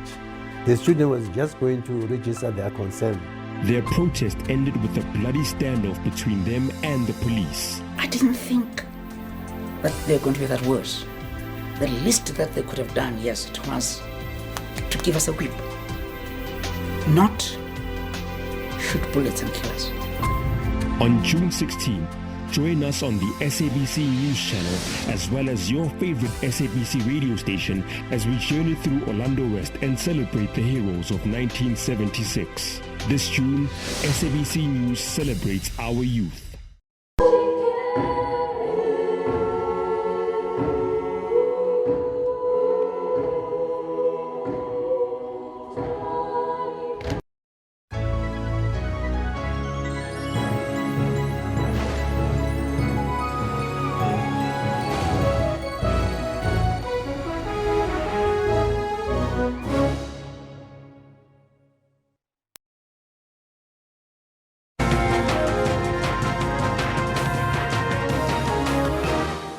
Now, as you heard in the previous story, SADC facilitator Cyril Ramaphosa, the Deputy President here in South Africa, has appealed for calm in Lesotho after the murder of the estranged wife of the incoming Prime Minister, Tom Tabani. Now, for more on the story, we are joined on the line by our reporter in Maseru in Lesotho, Ntukwana Ngatani. A very good morning to you, Ntukwana. Can you tell us what is the latest of the reports of Lipolelo Tabani, the estranged wife of the Prime Minister-elect Tom Tabani's murder? Good morning, Elvin. Well, at this point, it is just confirmation from the police, because since yesterday, we've been trying to get them to confirm the events that actually happened leading to Dipulelo's death. But only this morning, they then confirmed to us that, yes, indeed, as far as they are concerned, the events are that the shooting happened at Hamasana as she was driving into her home and with a friend, and that friend up to last night was still critical in hospital, being Tato Ibulla. Now, from there, it is just reaction on the ground. Basotho really, really sad with this latest incident in Lesotho, especially now with just a few hours going to what was supposed to be a big celebration in the country with the inauguration of a new prime minister. Elvis? What was the motive, or do we know the motive for the killing and the assassination as yet? We don't, Elvis, and there's a lot of speculation going around, most of it from political angles and all of it people disputing. So at this point in time, everyone really saying it's best to wait for police to come out with what it is that they think might have happened and who it is that could be suspected to have carried out this shooting, because it seems to be causing a lot of rift when we report on what it is that people are saying with the speculations going around. Elvis? Speaking to the police, is there any imminent arrest that they are maybe looking forward to? Not at this point in time. They were very scaly as well in terms of details as to how far they know or what people on the ground say they saw. So at this point in time, it's really, really vague. Elvis? Now, the inauguration, the previous reports suggest that it might still go ahead. What is the situation right now? Will it still happen? Well, as far as we know, because the State Council in Lesotho has already confirmed Tom Thabane as Prime Minister, and the Ministry of Foreign Affairs, the Department of Protocol, which is responsible for the planning of the inauguration, is sending out invitations and confirming the heads of state and other dignitaries and local and international guests that are supposed to attend, and the events themselves. They are going ahead with those plannings. So as far as we know, yes, the inauguration is going ahead. Deputy President Cyril Ramaphosa also making the assurance that he is indeed traveling to Lesotho tomorrow morning to attend that inauguration, and the Ministry of Foreign Affairs and the Department of Protocol confirming that the President of Zambia, Edgar Lungu, the Prime Minister of Swaziland, Sibusiso Dlamini, and foreign ministers from other southern countries are expected to attend that inauguration. Elvis? Any word from the Prime Minister-elect Tom Thabane himself around the murder? Well, what we have got so far, Elvis, are snippets from his family, his children, to whom Dipulelo is a stepmother, saying they're really, really saddened by this event, saying that at this point in time they're not willing to say anything, but they're getting a lot of condolences from all angles, because a lot of people seem to understand the relationship that she had with Tom Thabane's children. So at this point in time, we have not heard anything from the family.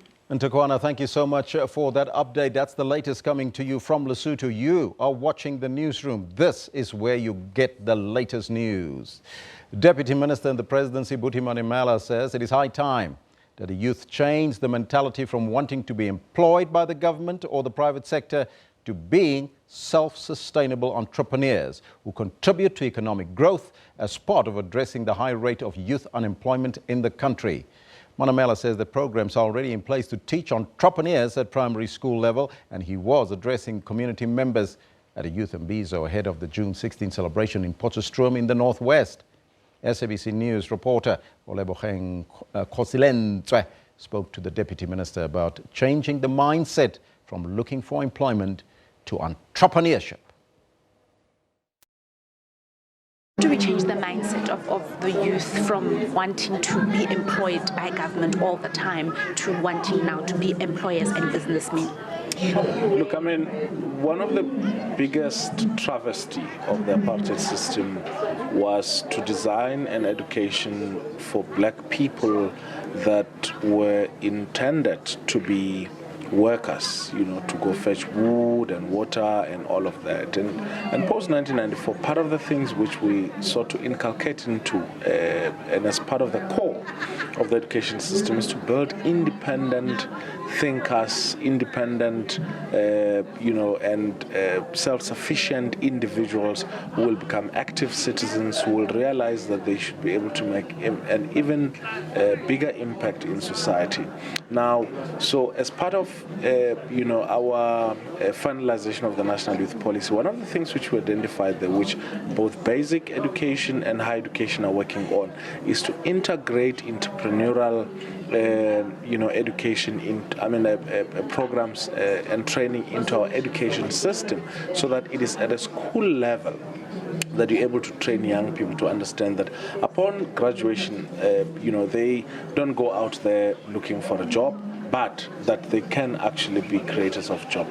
But I think one of the other critical things that although a lot of young people are innovative and they're creating products, but they're not thinking about those along the lines of entrepreneurship, but they're thinking more along the lines that I've got this idea and all of that. And I think we really need to, it's all about training, and it is going to take time. And that's why we said to the NYDA that even if a young person is funded and they fail, we need to continue to encourage them when they come back, and we give them that support. So those are some of the things that we're doing to encourage young people to do that. I want to urge our youth that the future is not about who is going to be hired where or employed where, but the future is about who is going to use their ideas and innovation to create more jobs in order to ensure that we contribute in the efforts that government is already making. Talking about the NYDA, how readily available is information, particularly in such rural provinces such as the Northwest Province? Because many of the youth complain that they don't know where to go, they don't know what to do, they don't know how to apply, they don't even know anything about entrepreneurship. Sure.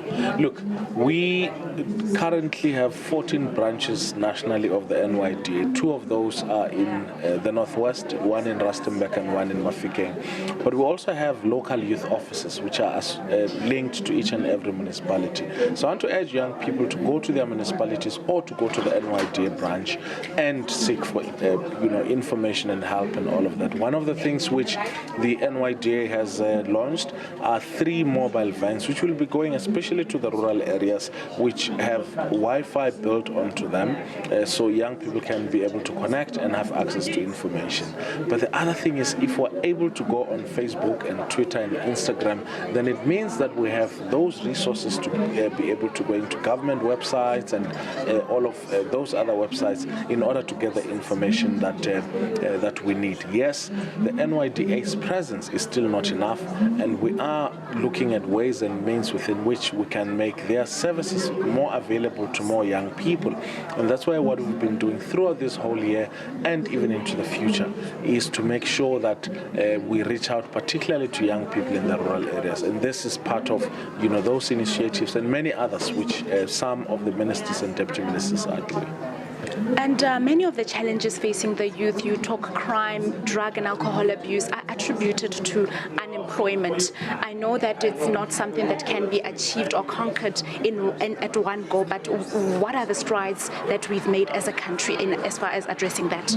Look, the old saying, an idle mind is a devil's workshop, and therefore we need to be engaging young people into some form of economic activity, be it sports, arts, culture, work, and all of that. And that's what government always strives towards. But I think some of the things that have been happening, which we see, are as a result of sheer ill discipline. And I think we need to go back to a situation wherein we reconnect with our communities. We value particularly women who have been victims of crime. We remind ourselves that drugs, alcohol, and other substances, the abuse thereof is not in the interest of myself as an individual, and some of the distractions that people have been involved into after consuming. I think we want to encourage young people to use positive, the energies that they have positively towards their communities. Let's think about the youth of 1976. Not only was there, unemployment, there was discrimination, apartheid, violence, and all of that, but they took action. They decided to use their energies positively. And I think that, in a different circumstance and environment, we can also be able to do that as the youth of 2017. Now, you've touched on a very crucial point, what the country is seeing happening right now, bouts of, criminal and violent acts against women and children particularly. But the community is, complaining that really there are no debates in Parliament or at any such high level to address these things, to teach young men the value of a life, the value of a young woman. What is Parliament and what is the government doing about that? Look, I think firstly, the President has issued quite a strong statement in terms of the incidents that have happened recently. There was a debate in Parliament which was focusing on, the attacks, particularly on young women, which was led by the Ministry of Women. But I think beyond that, we should ensure that these discussions and engagements happens at a community level. It can happen there in Cape Town. We can put flowery language and, verses into speeches and all of that. But I think that if society, if at a level of the ward or in school or within the family, if those discussions are not happening, there is no amount of government engagement which will be able to reverse, the attitude and the mental aptitude of young people, particularly young boys, towards women. So I think we need to encourage it at that level. What happens, in the street corner where, young boys are having conversations? What are, teenage men and adult men doing in order to induct, young boys, those whom they know? So they can see me there as, Buti Manamela as Deputy Minister, but if they're talking to people that they know and they relate to on a daily basis, it makes, dealing with this scourge of violence against women much, much more easier. The sense of entitlement and all of that, I think it deals with it much, much more easier if the conversation happens in our communities. This is one of the things which we have been talking about throughout as part of the commemoration of June 16. We will also be talking about it here today and also on Friday, but it takes all of us to speak, to act wherever and in whatever spaces where we're in.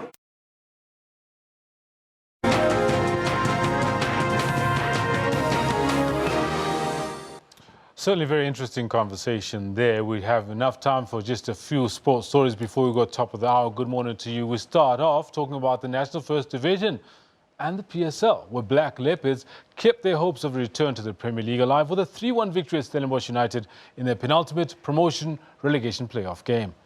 A brace from Mwape Musonda and third goal from Mumuni Abubakar sealed the win for Leopards at already ousted Stellenbosch. But they may be left to rue a bizarre goal that they conceded, which could cost them promotion. And the equation going into Saturday's final fixture between Leopards and Baroka FC in Thohoyandou is clear. Leopards need to win by 2 clear goals or more to seal promotion, while anything else will see them spend another season in the NFD. One of the most bizarre goals you'll see this side of history. Now, hosts England have been eliminated from the 2017 ICC Champions Trophy. This comes after a ruthless Pakistan dismantled their resolve, crushing them by 8 wickets with 77 balls remaining in the first semi-final played in Wales. Not many pundits would have placed the 8th-ranked Pakistan in the last 4 when the Champions Trophy got underway a fortnight ago. But we have come to expect the unexpected as far as Pakistanis are concerned, and today was no different. Pakistan's bowling attack and their seamers in particular, who have found some form in latter stages of the tournament, managed to slow down the charge of a world-old England batting lineup. All of England's top batsmen made solid starts, but no one managed to kick on. Joe Root's 46 was the highest contribution for the hosts. Hassan Ali, who finished with the figures of 3 for 35, topped the list of wicket takers in the competition so far with the 10 scalps. England, the overwhelming favourites in this contest, were bundled out for 211 with 1 ball to spare, leaving Pakistan with a very attainable total for victory. Pakistan's chase of a modest total got off to a solid start, the opening partnership of Azhar Ali and Fekha Zaman contributing more than 100 runs to their team's cause. I don't think we were simply used to it. We did prepare like we were going to play on a used wicket. Pakistan bowled well, but we didn't manage to adjust, particularly with the bat. And 200 isn't a competitive score. We looked at the game that they played previously. 250, 270 would have been a good score. Pakistan will meet the winners of the second semi-final between India and Bangladesh. Joseph Mohali, SABC News. And the long-awaited and much-hyped fight between undefeated boxer Floyd Mayweather and mixed martial arts champion, UFC champion Conor McGregor, two of the most popular athletes in their respective sports, have agreed to a crossover fight in the ring on the 26th of August in Las Vegas. That fight is expected to gross millions of dollars, with Mayweather a solid favorite to take the win. The projected total for Mayweather-McGregor is $606 million. Now, 40-year-old Mayweather retired in 2015 with an unblemished 49-0 professional boxing record, while the equally boastful Irishman McGregor at 28 is the UFC's lightweight champion. It's official, is what Mayweather wrote on his Twitter account alongside a short video that included still photos of both fighters. The two fighters have gone back and forth for nearly a year regarding a potential showdown, with both of them previously stating they each wanted $100 million for the fight. A win for Mayweather would move him ahead of former heavyweight great Rocky Marciano, who also retired with a perfect 49-0 career record. Should be very interesting. And that's where we leave it for now. We'll be back top of the hour with a whole lot more news, a whole lot more analysis. You have been watching Newsroom. Please stay close.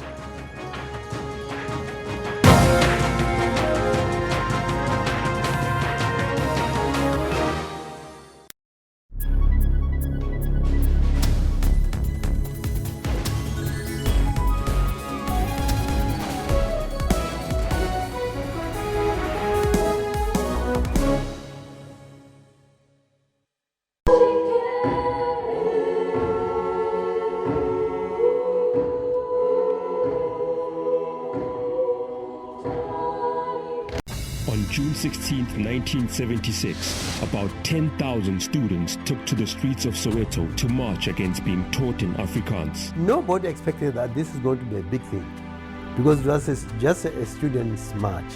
The student was just going to register their concern.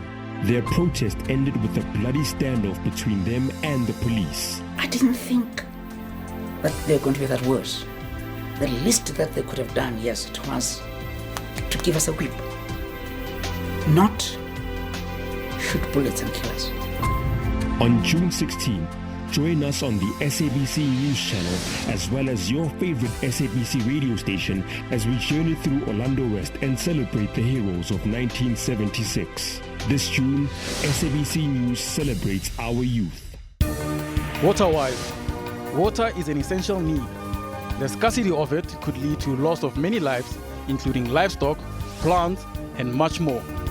It requires us to use it sparingly and responsibly in times of need, failing which our taps and sanitation will not function. For more on water and weather issues, stay tuned to News Today, every Friday at 4:45 Central African Time. SABC News, making you water-wise. AIDS and poverty did not deter Mpumi's success. Being an orphan or coming from poverty or having seen what HIV and AIDS does to a person that you love takes nothing away from you. It means that you are part of a selective few who have had to face a very, very marginalized struggle. Abuse is a lonely journey that needs compassion. I came across as a very confident, ambitious person, but behind that mask was somebody who had serious anxiety problems, a person who had knots in their stomach continuously, a person who could be in company and would feel very lonely. Being away from his birth country did not stop his hunger to succeed. Boxing was the way out. Turning professional would give me an income. That was the solution to the problems I've had for so many years. For more inspiring stories, join Bupalong every Friday at 17:30.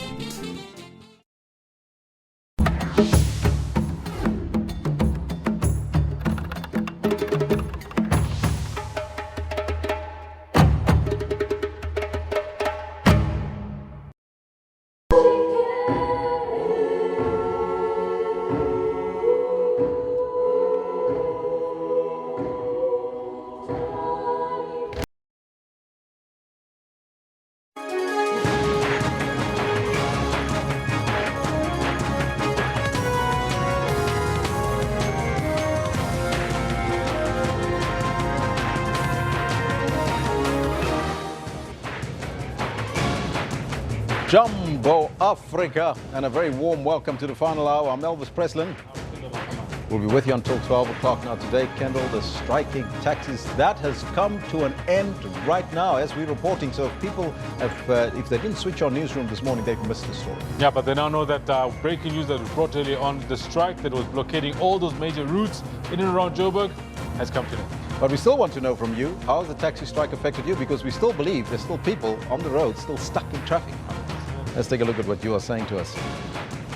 Governor Khaukhelo says, my daughter's transport, they couldn't make it to school because of road blockage.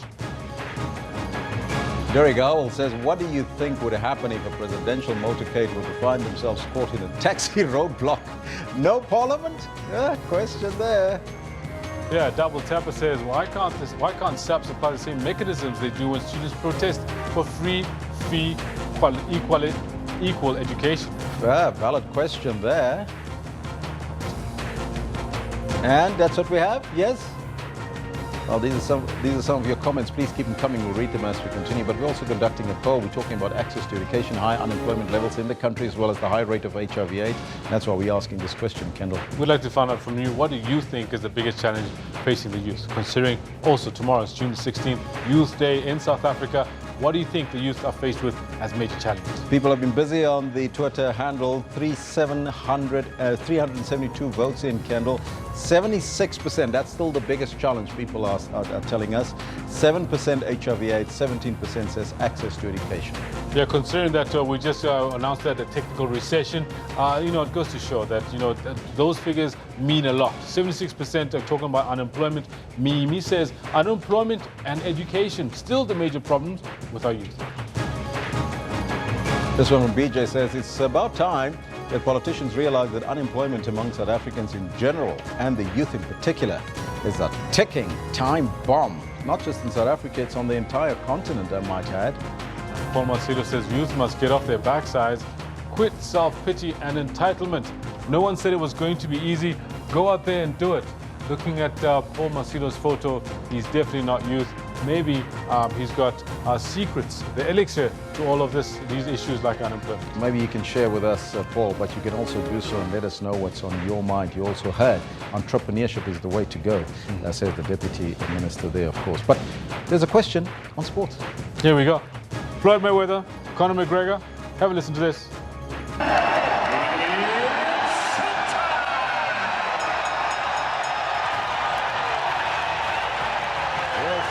About time, Mayweather versus McGregor, and the question we pose is, will it be a fair fight? Absolutely. Looking at grossing $606 million this fight is, and we know that they're both fighting for a share of $100 million apiece for this fight. Hasn't been disclosed exactly how much who will be getting. Yeah, Siafana says, let's see the fight first. then we're going to talk about that fight, Mayweather and McGregor, later. I love it, Siafana. Nazim Munati from says, my feeling is that Mayweather is going to lose, but money talks. Yeah, and we know what walks, right? McGrob says these Mayweather fights are rigged. Money talks more than anything else, There we go. Nobody thinks it's going to be fair, but hey, we'll see. Let's have the fight first and see what happens then. Yeah. Well, it's going to be boxing, so I think that Mayweather might take it. If it was the other way around, if it was the other discipline, different story. But let's take a look at your news headlines.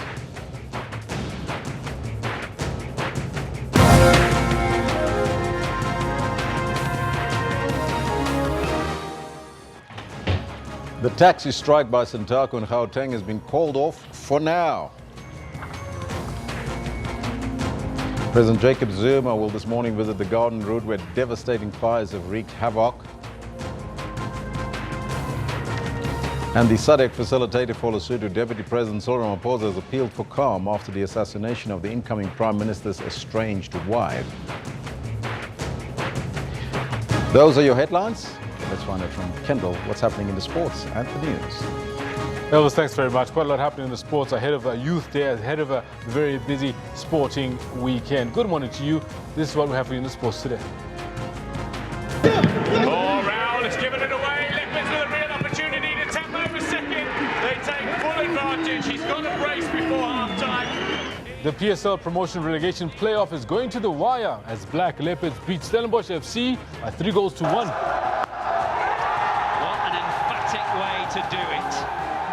Pakistan have crushed England here in Cardiff and have booked their place in the final. England are out. Brilliant Pakistan destroy a ragged England to storm into a rematch with India in the final of the ICC Champions Trophy. And the long-awaited and much-hyped crossover fight between Floyd Mayweather and UFC champion Conor McGregor is finally on as the two agree to terms.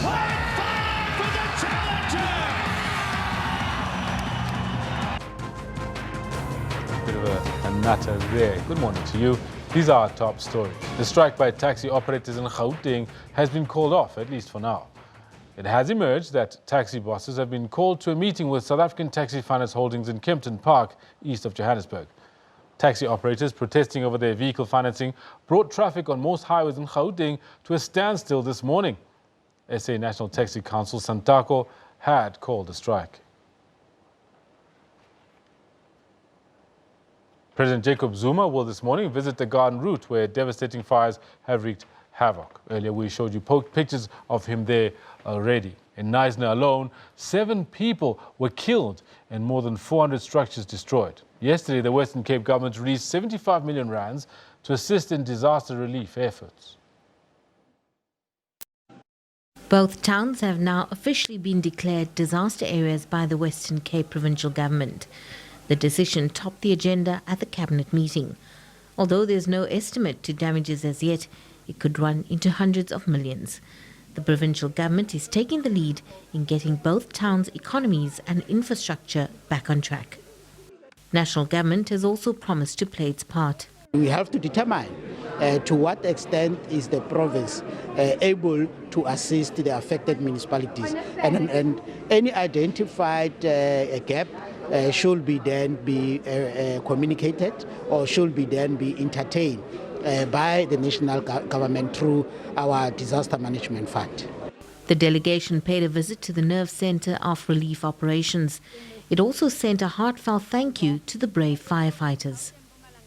These young men and women who are so enthusiastic, for them to come and do this great job. We are very proud of them. They are just selfless, and they've shown us that they have been able to assist these municipalities to put down one of the biggest devastating fires in this country. It's actually maybe not quite the biggest, but the most devastating that they put down. Segwi Chetty, SABC News, Knysna in the Southern Cape. Now, SADC facilitator for Lesotho, Deputy President Cyril Ramaphosa, has appealed for calm after the murder of the incoming Prime Minister's estranged wife.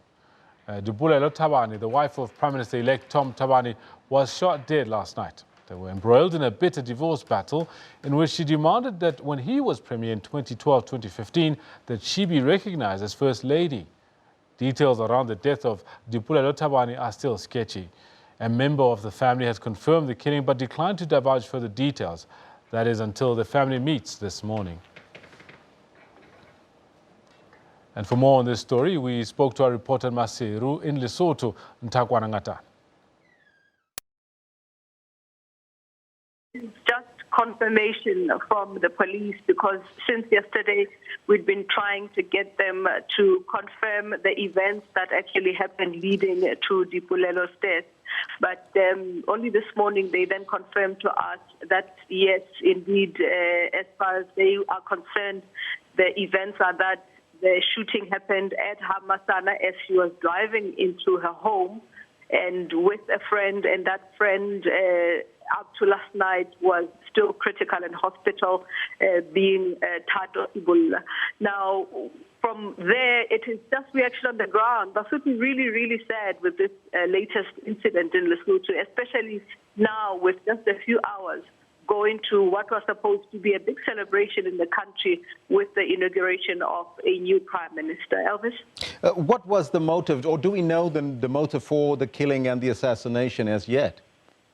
We don't, Elvis, and there's a lot of speculation going around, most of it from political angles and all of it people disputing. So at this point in time, everyone really saying it's best to wait for police to come out with what it is that they think might have happened and who it is that could be suspected to have carried out this shooting, because it seems to be causing a lot of rift when we report on what it is that people are saying with the speculations going around. Elvis? Speaking to the police, is there any imminent arrest that they are maybe looking forward to? Not at this point in time. They were very scathing as well in terms of details as to how far they know or what people on the ground say they saw. So at this point in time, it's really, really vague.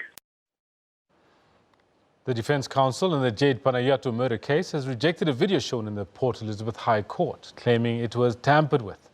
The video recorded during a police sting shows an alleged conversation between Christopher Panayiotou and alleged middleman Luthando Sioni. Panayiotou is charged with the abduction and murder of his wife Jade in April 2015. An emotional day for the Ings family as the incriminating sting video was played in court. Panayiotou directly incriminates himself in the abduction of his wife. This clip from the video deals with how Panayiotou is worried about the police tracing him to middleman Luthando Sioni. So they didn't ask you anything about me? No.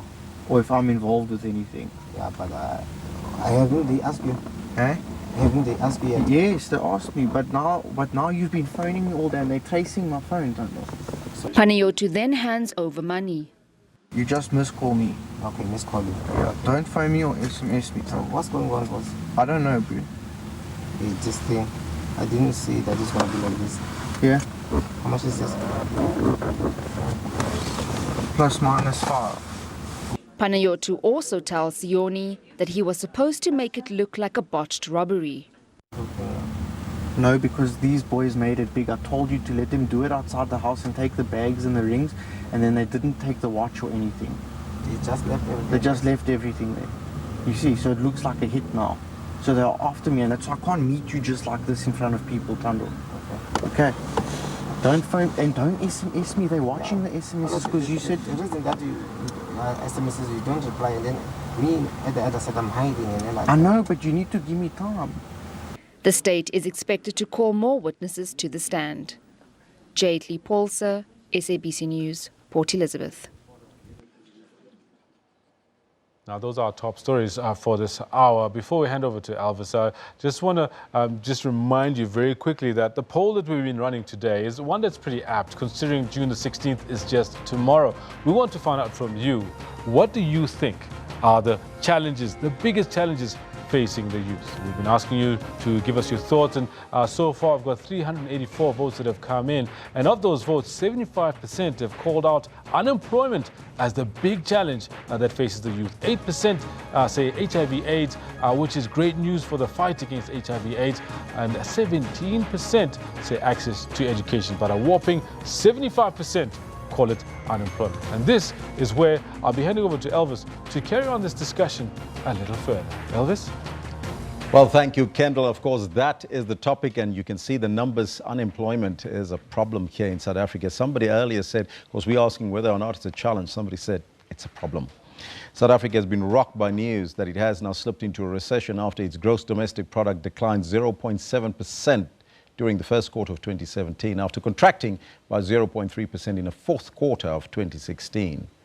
Rising unemployment, there's that word again, high interest rates and a drop in purchasing power after a drought last year have all driven consumer prices up and hammered you, the consumer, and consumer confidence.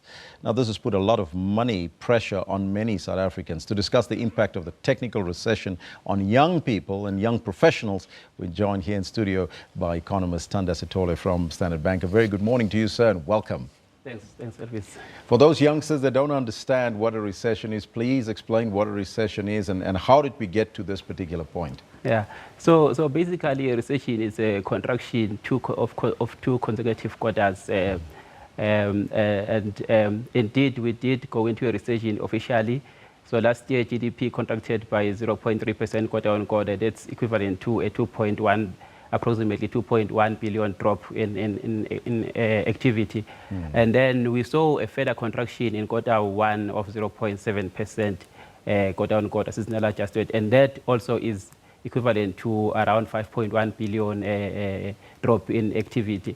And therefore, a recession is actually a shrinkage in the economy. And that really is very bad for the youth that is sitting with a high level of unemployment. Of the 6.2 million people unemployed or classified as unemployed by Stats SA, more than 64% of them is the youth, people between age 15 and 34 years younger.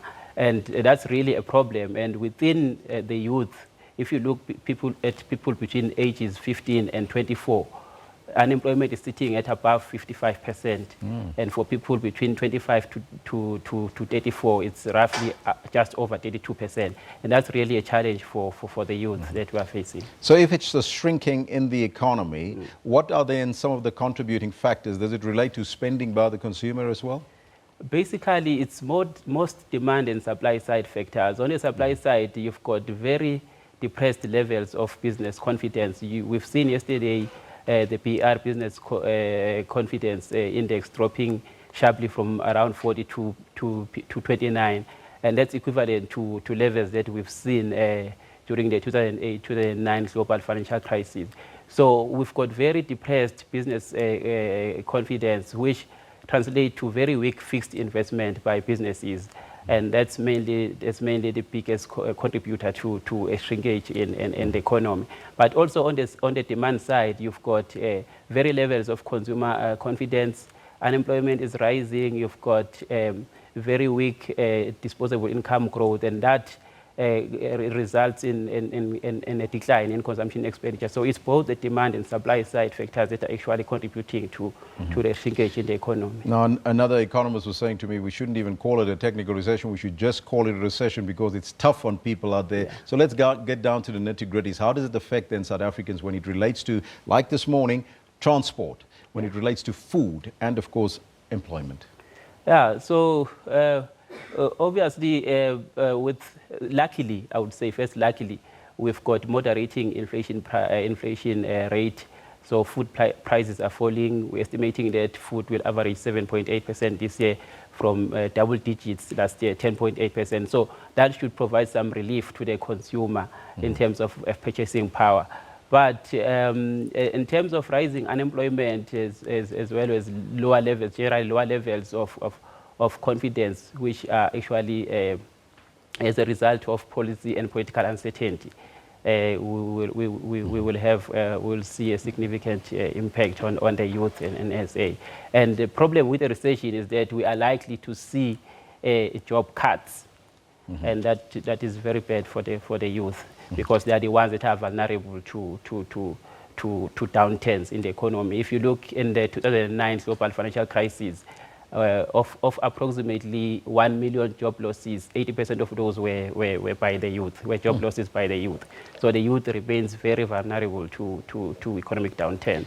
So what about young people that just got employed? They might fear retrenchments. How will this recession impact on them? Because they might fearing losing their jobs and don't have that disposable income. Yeah, I think my advice to the young guys who've just got into the job market, I think they will need to be very cautious and try to stay away from committing long-term financial obligations, because the future is a bit uncertain. And that would include cars and houses and that sort of thing, Exactly, yes? Especially cars. Stay away from unsecured lending. That's especially given the fact that we are in a very tough time. And it's at the moment unclear whether this is going to be a prolonged recession. I think idiosyncratic factors are very negative, but we do have a global economy that is rising, so we might get some boost from that side. How do we get out of this recession, though, this technical recession? Can we? We can. The exit strategy actually lies with political stability and policy certainty. So that's all we need, because at the moment, my view is that no matter how much you cut interest rate by, or it's positive to cut interest rates, but you'll also, over and above that, you will need policy certainty, which will then contribute to rising levels of business confidence, which will then translate into fixed investment and by implication growth. So the exit strategy is mainly by boosting business confidence. Some of our banks, and you included, the Standard Bank has been downgraded by Moody's. How does it impact on you as a bank, number one, and the recession linked to that, especially for your young customers that banks with Standard Bank? Problem is that now that we are in a downgrade, so we are faced with a recession. It is accompanied by a sovereign downgrade and further risks of sovereign downgrade. So that means that banks will have to be very cautious in lending. So they will have to cut lending to consumers. They will have to restrict lending, and that will mean that they will, from revenue point of view, there will be less revenue made from lending activities. And for the consumer will also have to actually stay away from lending, especially unsecured lending. So that actually leads to less disposable income and access to credit. Exactly, yeah. So tough on young consumers specifically. It's going to be a very tough year for young consumers, and I think we will have to actually, consumers will have to prioritize and make sure that they cut expenditure on non-essential items and make sure that they have enough money available for housing, installments, etc. Things that are more essential. Mr. Sithole, thank you so much for your time and joining us here in studio. Thank you. That was economist Thanda Sithole. He's from Standard Bank, giving us his take. What's your take on it? How does the recession impact on you? I'd like to also get your thoughts on that. Send us a tweet at SABC News and as well as on our Facebook page. We'll take a short break. We'll be right back after that.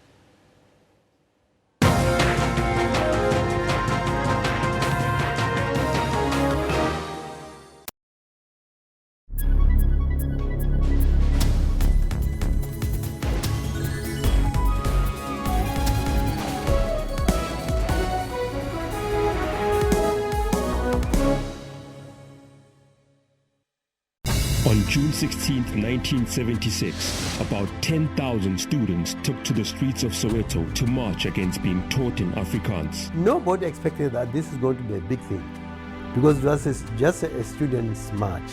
The student was just going to register their concern. Their protest ended with a bloody standoff between them and the police. I didn't think that they were going to be that worse. The least that they could have done, yes, it was to give us a whip. Not shoot bullets and kill us. On June 16, join us on the SABC News channel as well as your favorite SABC radio station as we journey through Orlando West and celebrate the heroes of 1976. This June, SABC News celebrates our youth.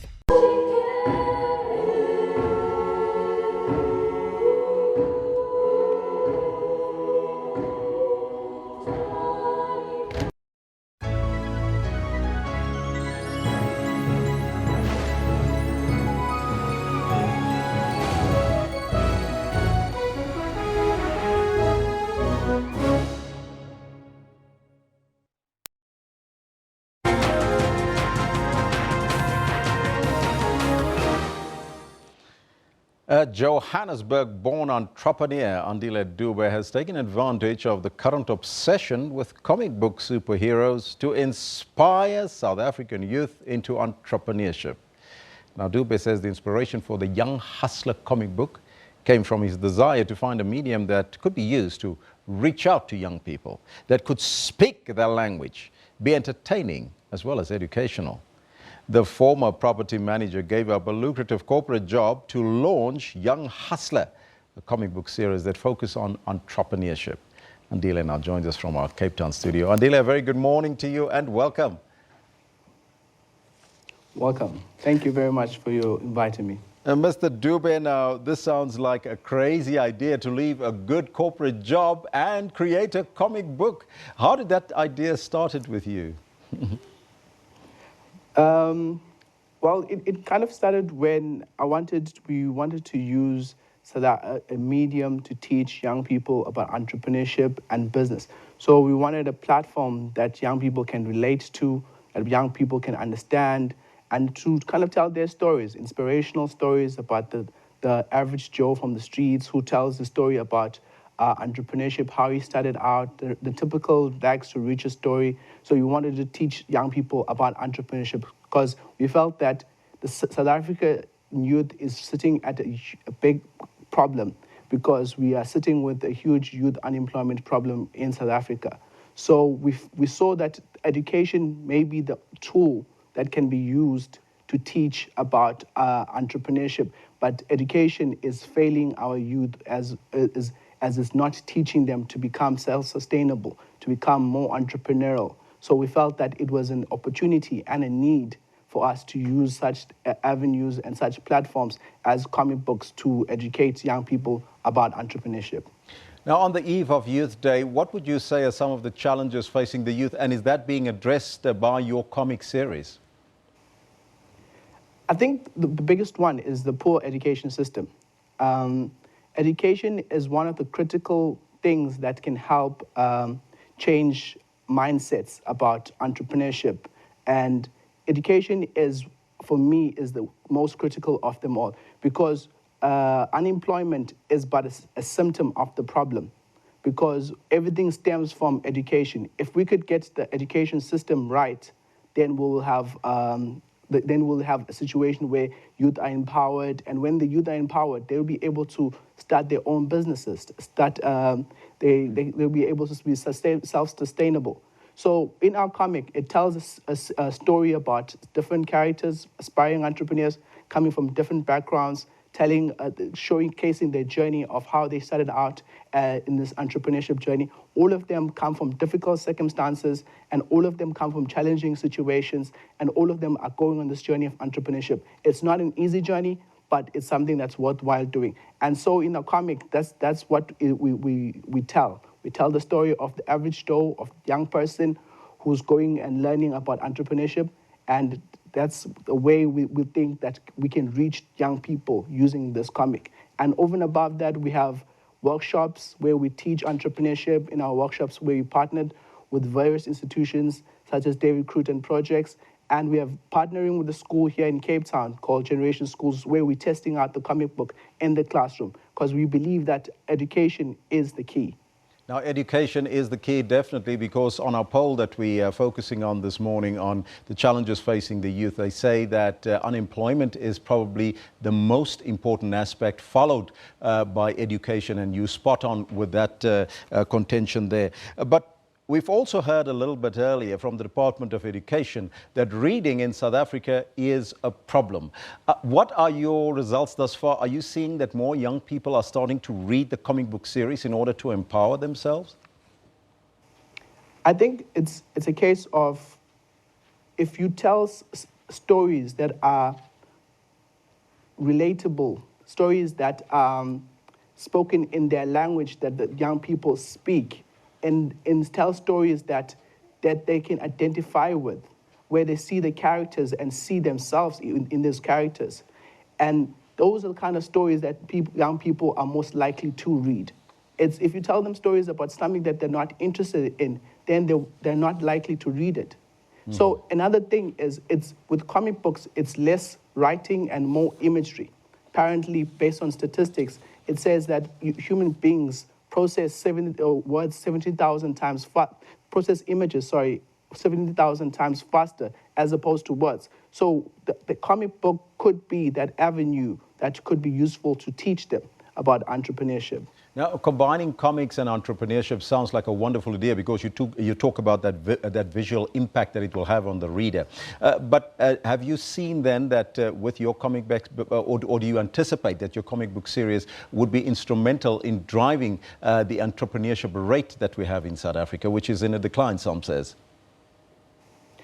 Definitely, I've seen it in action in our classroom at the school generation schools. Most of the kids, our target audience, which is young people, like the comic book. They're inspired by it. When they see the characters, they want to become like those characters, and they want to go on this journey. They want to find out more what entrepreneurship is all about, and they want to learn a bit more about this entrepreneurship. So definitely, the drive is there based on the comic book that we have seen people. Once they've read the comic book, they're looking towards finding out more information, want to know the next, what happens next and what happens next. So it's there's a definite interest in it. Mm-hmm.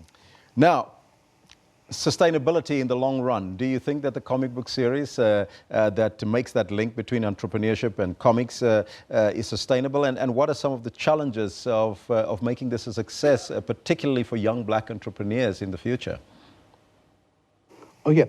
So what we want to do in terms of sustainability, we want to partner with various sponsors on the comic book, or advertisers, so to speak, and have them so that we can have the comic book free and accessible to all.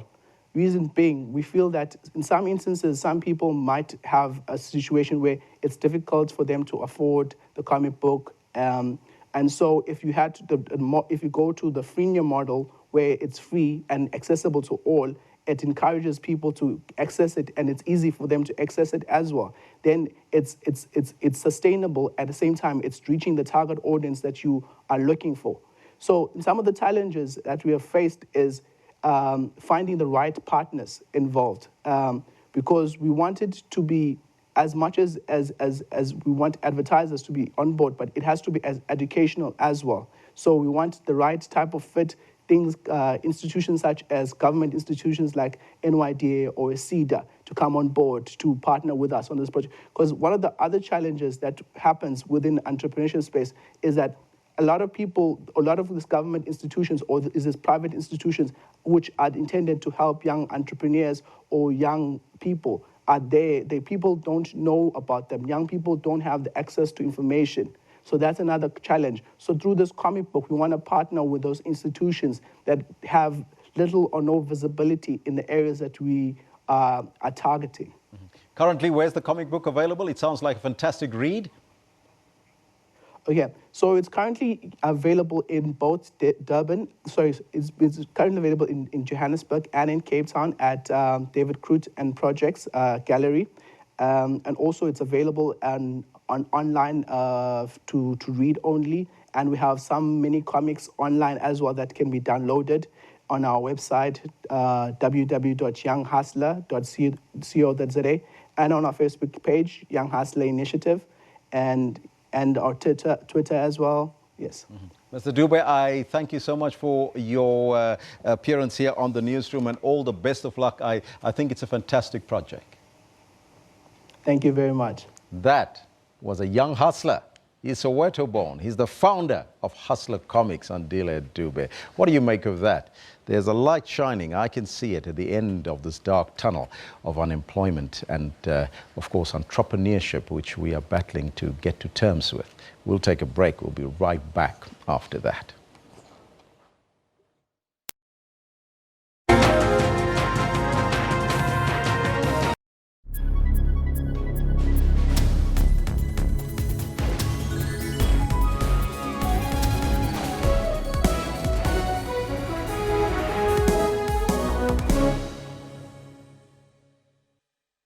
On June 16, 1976, about 10,000 students took to the streets of Soweto to march against being taught in Afrikaans. Nobody expected that this is going to be a big thing, because it was just a students' march.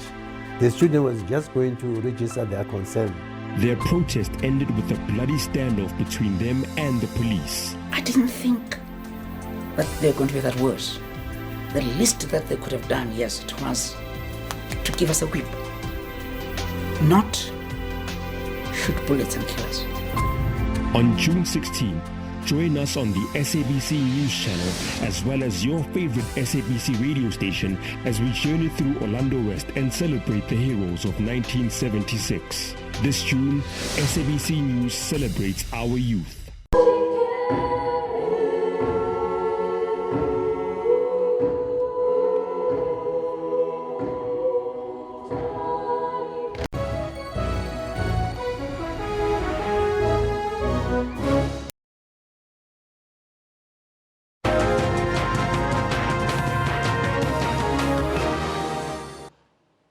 Welcome back. It's time for the sports and you're watching Newsroom. Now, the French got a pasting from South Africa in their first of their three-match inbound series. It was a welcome reprieve for the Bok coach, Alistair Coetzee, who'd had a torrid first season in charge of one of South Africa's national treasures. The second test in Durban this weekend is expected to be a slightly different affair, with France's top 14 season come to an end. Star players who were involved in the final between Clermont and Toulon are expected to come and shore up the French offence. With me to talk about this and as well as other weighty matters is rugby enthusiast, French ambassador to South Africa, His Excellency, Mr. Christophe Farnot. Sawubona, hello. Sawubona, hello. You just spent some time in Durban and picked up a little bit of the lingo? Exactly, and we met with the teams. We have two teams, as you know, in town now. We have the Barbarians and we have the 15 de France, the national team. Yes. It was great, good time. Very good, very good. We're also glad, we mentioned a little bit earlier that you would be hoping to break through the gridlock that had been created by the taxi strike, and you made it on time. Yeah, thank you very much. Thank you very much. All right, Mr. Ambassador, the incoming rugby tour. All right. What impact do you expect that returning top 14 finalists will make to the, we say, 15 France? 15 de France, yes. 15 de France. Well, we expect a lot because I must say that last Saturday we congratulated the Boks, and it was a good match for them. But and the French played well as well. But well, the result is what it is, and so we very much expect that the next match in Durban will show that we have some more capabilities. I can imagine. I like the way you put it. Like last Saturday, you congratulated the Boks, and the rest of the sentence is, yes, we're going to be congratulating France this coming Saturday. I certainly hope not, but it should make for an interesting match. Do you foresee, though, because I want to go a little bit back towards the Springboks, because, I mean, watching the Springboks over the last 18 months or so, they've been in all sorts of troubles, all sorts of different problems, losing against teams that nobody had expected them to lose to. Do you foresee this new look Springbok side becoming once again a world beater? Who knows? You know, I'm not a specialist, but really I admire the evolution of the team. It's a good time. What I can say is that we had the famous semi-final France-South Africa in '95 in the same stadium as in the rain. Yeah, exactly. So we'll see this time if the game will be up to the expectations. All right. Now, there's also a lot happening away from the field. I mean, we know that when such big matches happen, and also when we've got the head of the bid for France's 2024 Olympics coming in country, as well as yourself being made available to come chat to us. There's also a lot going on off field. Sport diplomacy, I believe you call it. Can you tell us what is happening around the context of sport diplomacy with this incoming tour? Well, there's a lot going on, and in a nutshell, sports is not just sports, basically. Sport is performance, is the pleasure of the show, it's excitement, but it's also, you know, values, it's bringing togetherness up to the front, it's showing that people are able to build something together. So as such, and of course it creates contacts among the people, between the peoples. And so that's exactly what we want to do with all that we are doing now. Yes. So we have a common project, I mean the French peoples, and this is Paris 2024, where Paris would like to host the next Olympics and Paralympics. And we have also these matches between the French and South Africans. It's not just competition, it's a way to have, and this is why we talk about sports diplomacy, to have people meeting each other and having new opportunities to exchange and build something together. I'd like to stick a little bit with the sport diplomacy. A lot of people are very much aware of Alliance Française. People are aware that there's so many different aspects of French culture that they can get through Alliance Française. Is there any, maybe the Paris Chamber of Commerce that have come through on this as well? Are there any meetings and business dealings that are being had at that level on the back of this kind of series? Not really.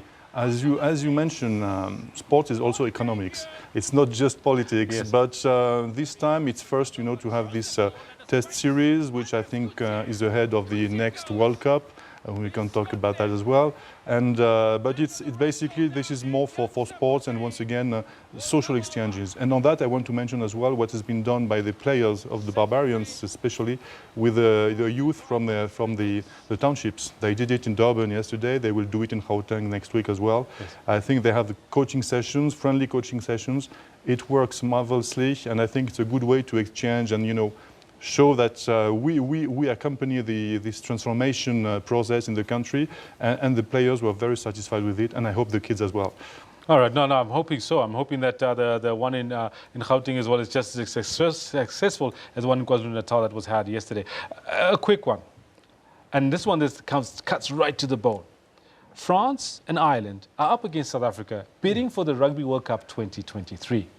Now, France just recently hosted a Rugby World Cup 2007. We all saw it on TV. It was great. It was very well managed, by the way, and it was a great spectacle. Thank you. What, in your mind, gives France the edge over South Africa in the 2023 Rugby World Cup bid? Well, I think it's a bit early to tell exactly who will win, and I will certainly not give a definite answer. But I think that, well, both countries have advantages in that situation, and France is known as a place where we have a lot of infrastructures. We have a long tradition of hosting world events in the field of sports, and so, as is the case for the Olympics, we think that we could also be the front runner for the Rugby World Cup. But I have to admit that South Africa has assets as well, and once again, let the best win. We're just at the beginning of the competition, but we've proved in the past, as you said, that we don't do things. And once again, it does not just have to do with infrastructures. Mm-hmm. It has to do with the society project, and I think that will be a key topic. That's one thing that we've definitely seen in your bid for the 2024 Olympics. We know that the IOC is looking at copying the FIFA, the Sepp Blatter model, for example, of awarding two events all at the same time. He's come up with something good with everything else that's been said about Sepp Blatter. 2024 and 2028, you up against Los Angeles with regards to that for the Olympics, and the head of your IOC bid or Olympic bid has come out and said directly that there's no way that France or Paris is bidding for 2028. It's bidding for 2024. Absolutely. Can you tell me a little bit about how you've amortized the costs and amortized the infrastructure build and all of your both bids for 2023 and 2024 as a nation? Because I'm sure you've looked at that and it makes sense. Absolutely.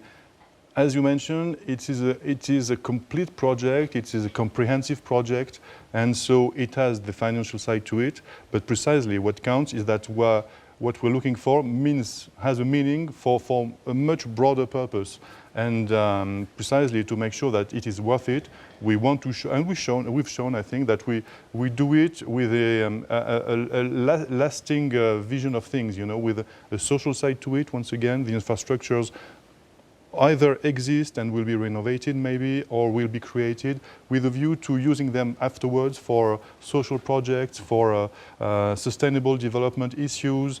And once again, let me just give you an instance. We are now in the process of making the river that goes through Paris, the Seine, a river where you can swim again. It has not been the case for years, and so precisely the process has been started, but we want to make sure that if we get the Olympics, some of the competitions can take place in the Seine. Incredible, yes, and then it will remain as something, as a place where people will be able to swim. Can you imagine that swimming just at the foot of the Eiffel Tower? Yeah, is that it? Yeah. That's amazing. I think that's amazing. Just a tiny example, but a very telling one, I think. I think so. One of the things that has come up once we talk about Europe, has certainly developed several hotspots for terrorist activity of late. Mm-hmm. How are you dealing with concerns over the safety of the hordes of fans that are going to descend upon France should you win the bid for 2023 or 2024? Well, that will be clearly an important point. And I think that first, the best message for the international community against terrorists is precisely to show that we can host such competitions, even in places which in the past have been targeted. And as maybe you know, we have huge capabilities in that field, and certainly we will coordinate with our partners, etc. And it's something we can face, definitely. We've had, even since the last terrible terrorist attacks we've had on the French soil, we've had international events, international gatherings, and it went well. All right. Now, in closing, I just want to check with you just on that sports diplomacy, as it's called. Would you describe yourself as a proponent of sports diplomacy or a practitioner? Well, I'd love to be more of a practitioner, but let's say that I'm halfway. Basically, I think it's best practicing sports is for everyone. So everyone at its level. But pleasure for me anytime. Mr. Ambassador, thank you so much for making the time and coming to share some of your thoughts with us. I think there's a lot more we can talk about, especially since you used to be a lock, I believe, when you were in your playing day. A very modest one, but yes. No, thank you very much. I think when you stand up, people will see exactly how tall you are, how great a fullback you'd make. With great pleasure, avec grand plaisir. Yeah, okay, I'm not even going to try and say that in French at all. Much appreciated. So this is His Excellency Mr. Christophe Arnaud, the Ambassador of France to South Africa, chatting to us about some of the key things that are coming out of the incoming rugby tour as France tries to get one back against the Springboks this coming weekend. Now, before we let you go, one or two more stories that we need to bring to you. Before we're done with the bulletin, four-time major champion Rory McIlroy has dismissed suggestions that this year's venue for the US Open is unfair on the players. While several players have complained about the long rough at the Erin Hills golf course in Wisconsin, McIlroy says the fairways are wide enough for professional players. American golfer Kevin Na posted a video on social media where he showed how difficult it is to find a ball and play it from the long grass. It started a debate over the fairness of the course. Some of the grass was cut as a result. McIlroy believes this was an overreaction. I got a good look at it on Friday. I walked it, then I played yesterday, then I played today. And it's great. I mean, for a US Open venue, it's a little more generous than we've seen in the past, which is great. You know, I think it will allow guys to be aggressive. You know, you hit a lot of drivers around here. You can be aggressive with your iron shots. It gets a little tricky on the greens sometimes, but overall, I think it's going to be a great test. Ernie Els will play in his 25th US Open. He won the tournament twice in 1994 and 1997. He looked back on his performances in the build-up to this week's tournament. The 1997 U.S. Open champion, Ernie Els. To win 2 US Opens, I mean, when I was a kid, I would never have thought I could do that. You know, to win one's great, to win the second one 3 years after my first one is very special. Els and Retief Goosen are the only foreign players to have won 2 US Opens in the last century. Goosen and 6 more South Africans will join Els at Erin Hills. Charles Swartzel, Louis Oosthuizen, Brandon Grace, Brandon Stone, Thomas Aiken and Oliver Becker will also be in action. Harry Wollivier, SABC News. It's going to be a long week. You know, I'm going to have to, every part of the game is going to have to work well this week if I want to have a chance there on Sunday afternoon. But yeah, I feel like I'm prepared. I feel like I'm ready, and we'll see what happens. And in closing, undefeated boxer Floyd Mayweather and mixed martial arts champion from the UFC, Conor McGregor, are two of the most popular athletes in their respective sports. They've agreed to a crossover fight in the ring on the 26th of August in Las Vegas. This fight is expected to gross millions of dollars, with Mayweather the solid favorite to take the win. The 40-year-old Mayweather retired in 2015 with an unblemished 49-0 professional boxing record. Irishman McGregor is the UFC's lightweight champion. The two fighters have gone back and forth for nearly a year over a potential showdown. Mayweather is widely regarded as one of the best defensive fighters of all time. He prides himself in his ability to evade punishment with his skillful movement in the ring while making adjustments against opponents on the fly. On the other hand, the 28-year-old McGregor, a former featherweight champion, is famous for his bravado as well as his explosive knockout power inside an MMA octagon. Known for his devastating striking and highlight reel knockouts, McGregor is also quick and irrational on his feet. But few will back him to beat one of the most complete boxers of all time. Mduduzi Ndlovu, SABC News. 26th of August, that's the date to note. And on that note, that's where we leave it. We sure hope that you enjoyed the chat that I had with His Excellency Mr. Christophe Arnaud, the Ambassador of France to South Africa, and everything else that we brought to you live right here from Newsroom, from me, the technical crew, and the production team that brought this to you. Have a good day. Tlalbona.